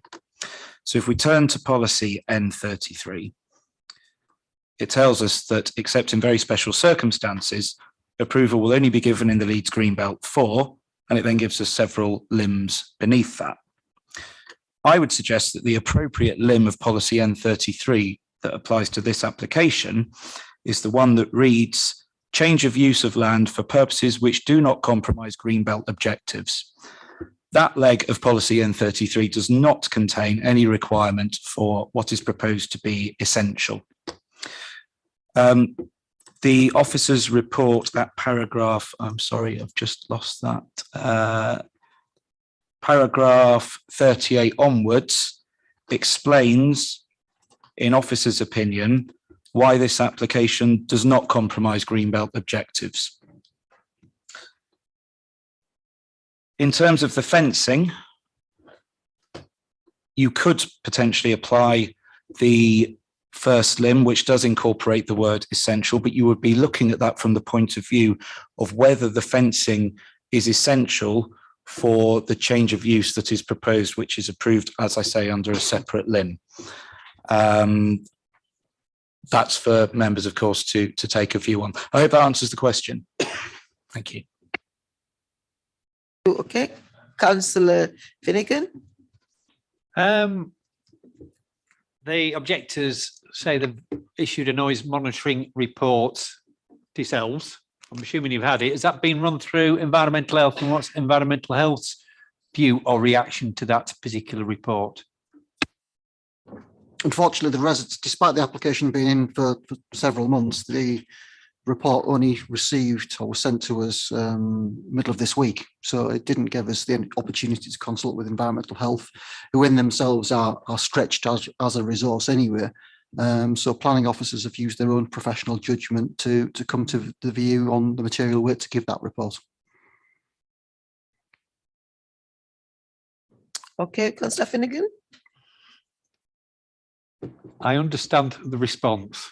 I don't necessarily agree with it. Thank you. Councillor Anderson. To go back to the Greenbelt, what about the car park use? Is that allowed within our Greenbelt policy?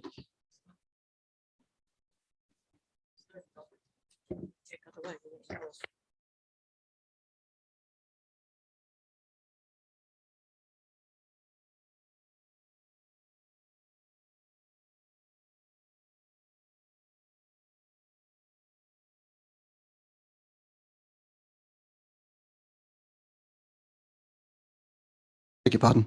Yep. So we go to the framework, paragraph 150, and that talks about certain other forms of development are also not inappropriate in the Greenbelt, provided they preserve its openness and do not conflict with the purposes of including land within it. And these are, it lists those. And then it goes on to talk about when located in the Greenbelt. Blah, blah, blah. So basically what we're saying is it's an appropriate use in the Greenbelt. The car parking is ancillary to the use of the land. There's no impact on the character and openness of the Greenbelt. There's no physical structures associated with the car park. It doesn't impact on openness. It is tucked around the back of the building. So in that sense, it doesn't impact on the character and the openness. And it's an ancillary part of that appropriate use. So for clarity, the car parking will not be hard standing.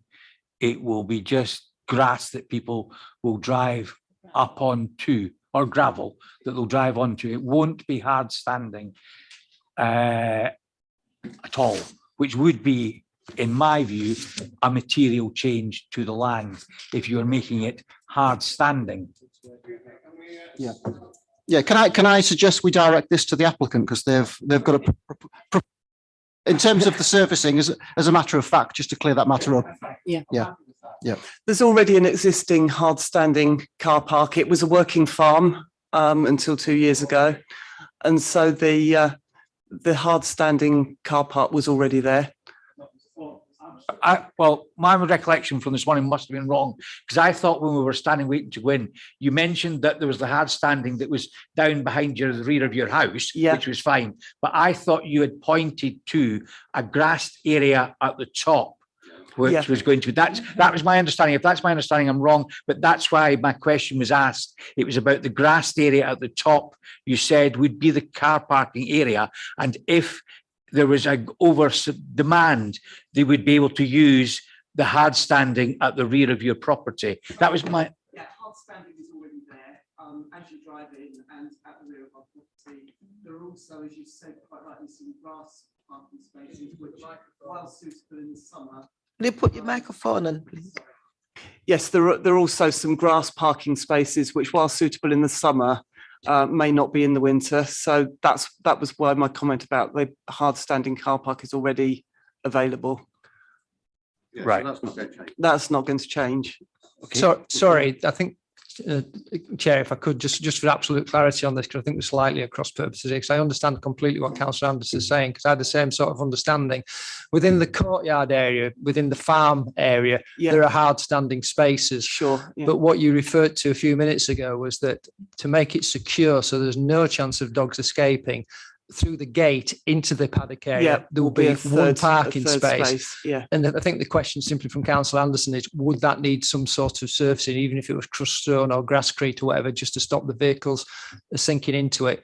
What's I think you're saying is actually you would not surface it, or would it need some surfacing? We just need to be certain for the report. Yeah, we haven't tried using it yet.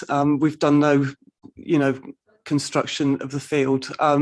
I don't think it would need any kind of surface. It seems to be solid, but it hasn't been used as parking before, so not absolutely certain. So I think on that yeah. particular point, if we were to go forward with the application, which we've not got to as yet, I think we'd need a condition to cover that particular point. I don't think it's a significant impact on the green belt, but because that's likely to be a position later, depending upon the subsurface, I think we just would need to make members aware that that's a potential additional condition. Thank you. Sure. Yeah. And I've got some other questions as well. The next one is on environmental health. If there was to be a noise problem, is it up to environmental health to enforce it, or if we've put a condition on, would it then fall to planning enforcement to enforce it if we put a planning condition on? Yes, we could only control the planning conditions, and as the report suggests, the listed conditions are the hours of use, the number of dogs at any one time, the intervals. So in terms of any noise and measures to control noise and decibel levels, that would fall to environmental health in terms of dealing with any statutory noise nuisances. So I personally would like to know what environmental health's view is on this, because at the end of the day, the residents are going to have to rely on the professionalism of environmental health, making a judgment as to whether or not the noise is excessive or not, and the criteria that they would be using to assess that. We've had environmental health at a number of plans panels in the past where they've pointed out that if it reached this level or that was to occur, we would take action, but we are satisfied that the measures that have been put in would probably mean that it wouldn't reach that level, and that satisfied us. So I don't want to be awkward, but do we not need environmental health's view to at least reassure the residents that there is going to be something in place? Chair, it's an interesting point, this, isn't it? Because at the end of the day, it is down to an individual's opinion as to what actually constitutes a nuisance to them, isn't it, in terms of a dog barking. I remember once being in a public inquiry and being asked to actually somehow technically make a judgment between one large tank of pig manure and another one. And of course, the best that you could come up with is, I have a nose, sir, because it is very difficult. And in fact, the report, I've read all the documents, I've read the World Health Organization 1999 report that's referred to, which does in its preface make a reference to dogs barking. But the majority of that document is actually talking about what can be considered a nuisance and what the effects of those nuisances are on individuals. So it doesn't go into any detail specifically how you actually measure dogs, 1 dog, 8 dogs or whatever. The other documents that are referred to, such as the reference to the document up in Scotland, which was it was about an ASBO being put on a gentleman who, for whatever reason, decided he wanted 46 dogs and they lived with them, and he was effectively described as the pack leader.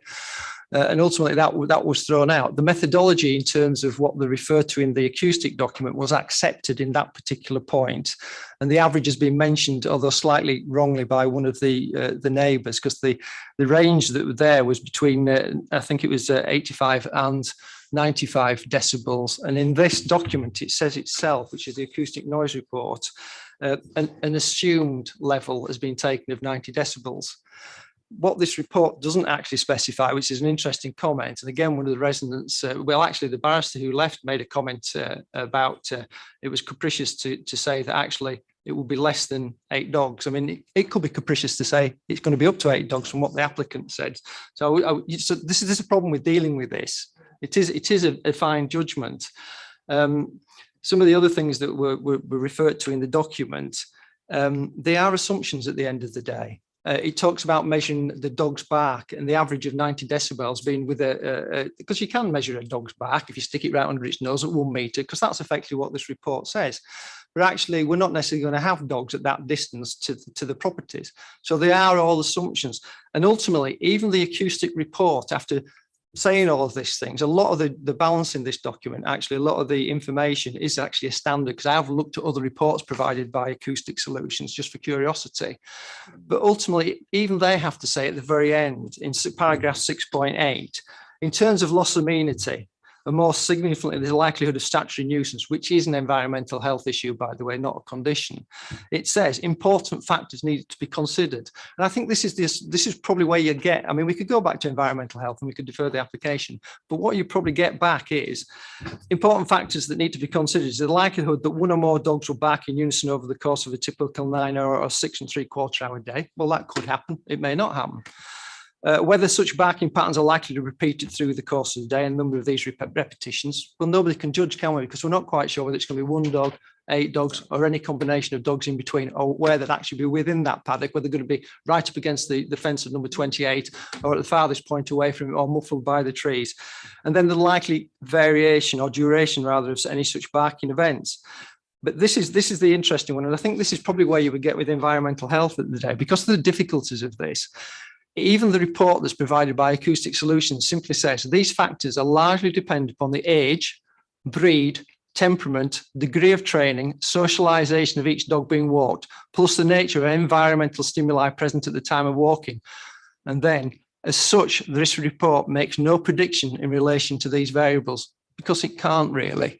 And that's the difficulty that's in front of yourselves today. I mean, it doesn't mention prevailing weather conditions as well, which it can be a potential factor. So if members, one thing I'm concerned about is that the applicant has been put under some pressure, quite rightly, I suppose, in terms of the questions and variations to this condition about things like, would you reduce the area?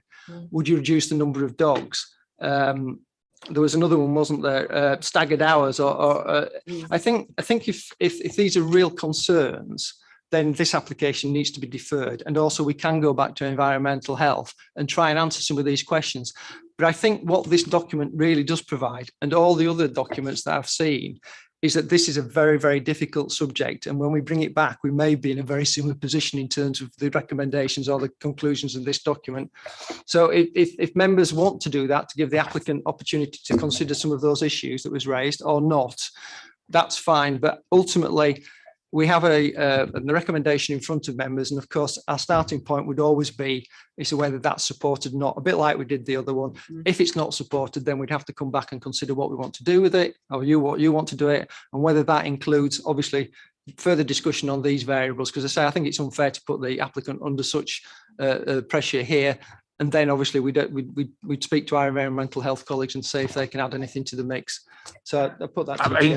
Bear in mind, we're only meant to be on questions just now. In order to respond to that, I need to make a comment. And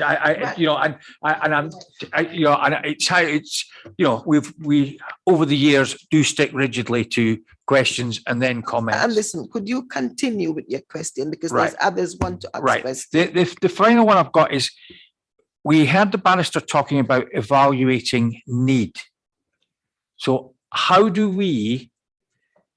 what factors do we need to take into consideration to assess whether or not there is the need? That was one of the points that the barrister made, was that in his professional opinion, that argument had not been made.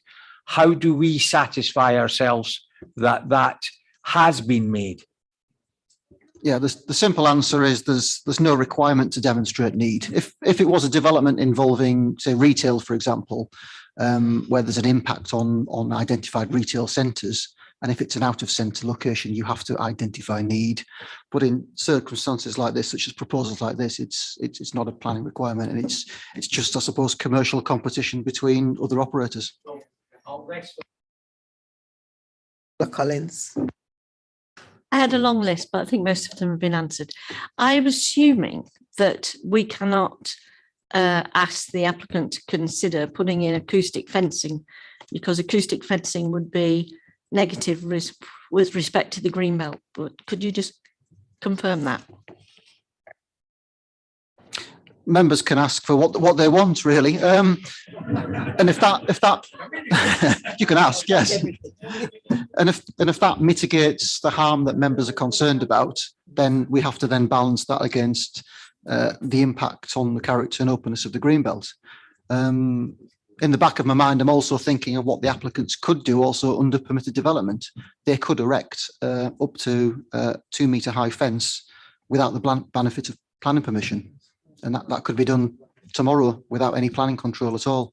So even Greenbelt, the GPDO doesn't take into consideration Greenbelt location. So it's a balance. And if members think that the impact of that acoustic fence is damaging the Greenbelt, then they could reject that proposal, and the harm to the Greenbelt carries significant weight. And did you want to ask a question?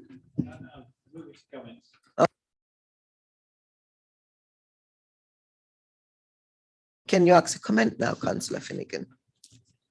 Certainly from my point of view, I think eight dogs is too many anyway. I think we need to go back and have another reconsideration of that.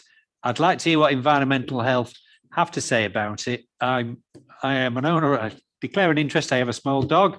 At this particular point, whether he can get up to 85 decibels is questionable. But having said that, environmental health ultimately are the ones who have to look at the Environmental Protection Act and look whether it is a statutory nuisance. So they should be able to give us at least some insight about backing dogs over this regularity or whatever.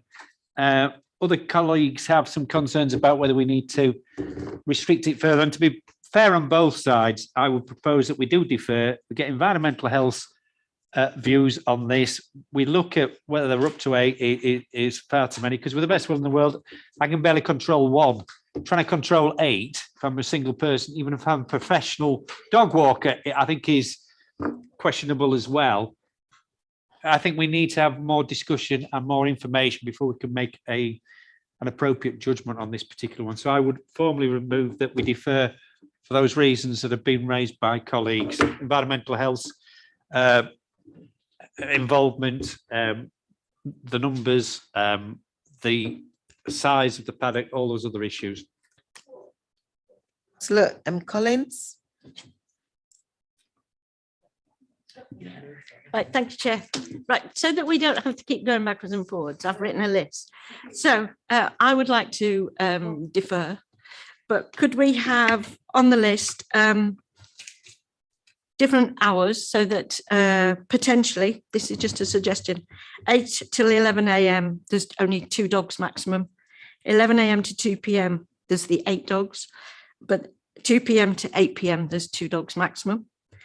Could we add or ask the applicant to consider accepting a condition that there's no lighting to the paddock or to the woodland? Yeah.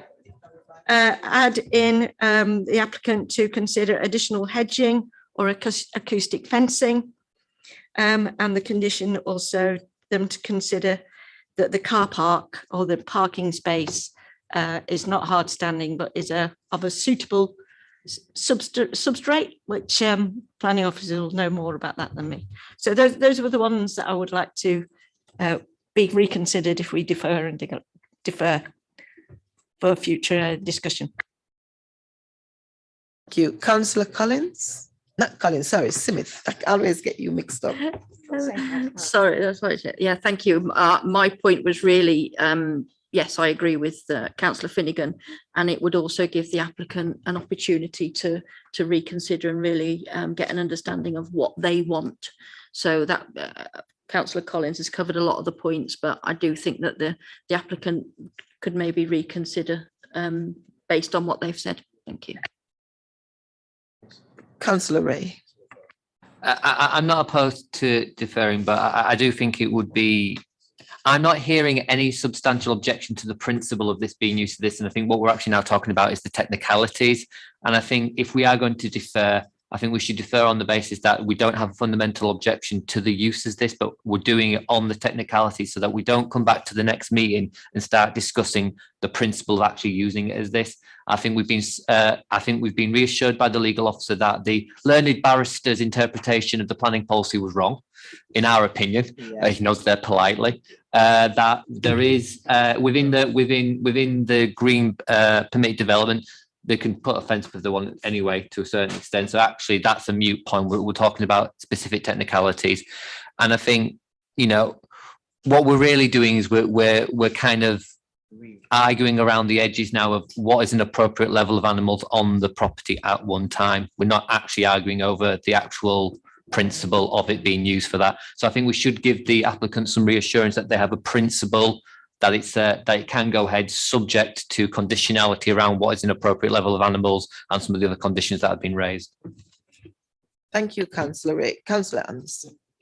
I mean, did we formally record about the car parking area? I know that Mr. Butler mentioned it, but we agree. You know, has that been added to that list that he had? Well, I've just got one other thing that we've now got the time. Now that we've got the time, can we have a full analysis done of the noise report that was put in? I'm not in any way saying that our planning officers were wrong in their interpretation, but can we have an acknowledgement that a detailed look would be put at it? Because based on what they told me, it was only in the last day or so that they got it, and they've made a value judgment based on their initial assessment of it. And all I'm asking is a more detailed look at it. I'm not saying you're wrong, but that to be reflected back in the papers as well. Thank you.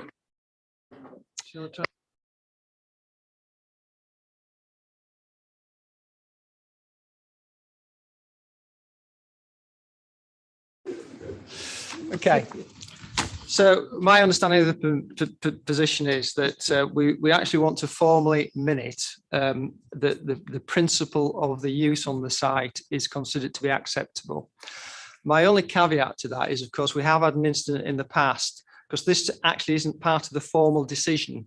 Actually, that doesn't preclude members from going back and considering it, but we can put it into the minutes as is being requested to give some level of comfort. But then it's clarity stroke further discussion consideration with the applicants on, because all of these things will impact upon the business, won't they? So I think it's only fair that this is discussed with them. Potentially the smaller area, reduce stroke staggered hours. Jonathan caught them because I couldn't write them fast enough. So he has got those. a reduction in the dogs to a maximum potentially of 4. Consideration of acoustic fencing. Now, I'm assuming because of what's been said, that's relative to number 28, which is the closest property, and maybe along the bottom of Clara Drive. Now, there is an impact there in terms of the visibility from Greenbelt, but it might reduce the interaction between dogs casually walking along, dogs casually walking along. What am I saying? But you know what I'm saying, being walked along there, and also the condition about the parking surface for the one vehicle that might be within the paddock stroke compound, because it is likely that the subsurface is not strong enough to take a vehicle in the winter months. So there's a lot of things for us to discuss with that. And then, of course, finally, we will let environmental health see this report and see whether they've got any comments that are any different to what officers have already made. Does that cover everything? Well, I think the applicant already said that there was to be no lighting. There's no more lighting. Sorry, Chair, but we do always consider planning applications on the basis that it may one day be a different applicant. So I think, you know, we need to have a condition in there so that if this applicant does have to unfortunately move, you know, whoever takes over that business doesn't then do something that was only verbally agreed. Thank you. That's fine, Chair, but I'll just wait one caveat, and I'm not trying to be facetious when I say that, but this is about formal lighting, not people wandering around with their iPhones switched on or torches, as was referred to by one of the residents. So it is. So there are a lot of things to consider there. Adam and his colleagues will talk directly with the applicant, so it's deferred for consideration of all those items with the applicant, the addition of that condition for surfacing and the lighting. And then obviously environmental health to respond on this, and we'll do our best to do that, because we do know, as was said earlier, that they have some difficulties at the moment. Thank you, Chair. I think we've already done that, haven't we? Because we haven't proposed yet. Right, let's have a breather. Okay. Could someone, based on Steve, propose? Councillor Finnegan. Councillor Collins, okay. All those in favour, please raise your hands. 1, 2, 3, 4, 5, 6, 7, 8. Those again, is it abstain, Councillor Amil? She's abstention. Okay, thank you very much, and that has been carried.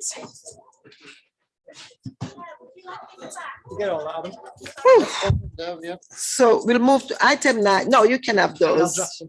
Next meeting will be, when is it now? 17th of March. I'm sure you'll be okay. Thank you very much. Have a safe journey home. Thank you.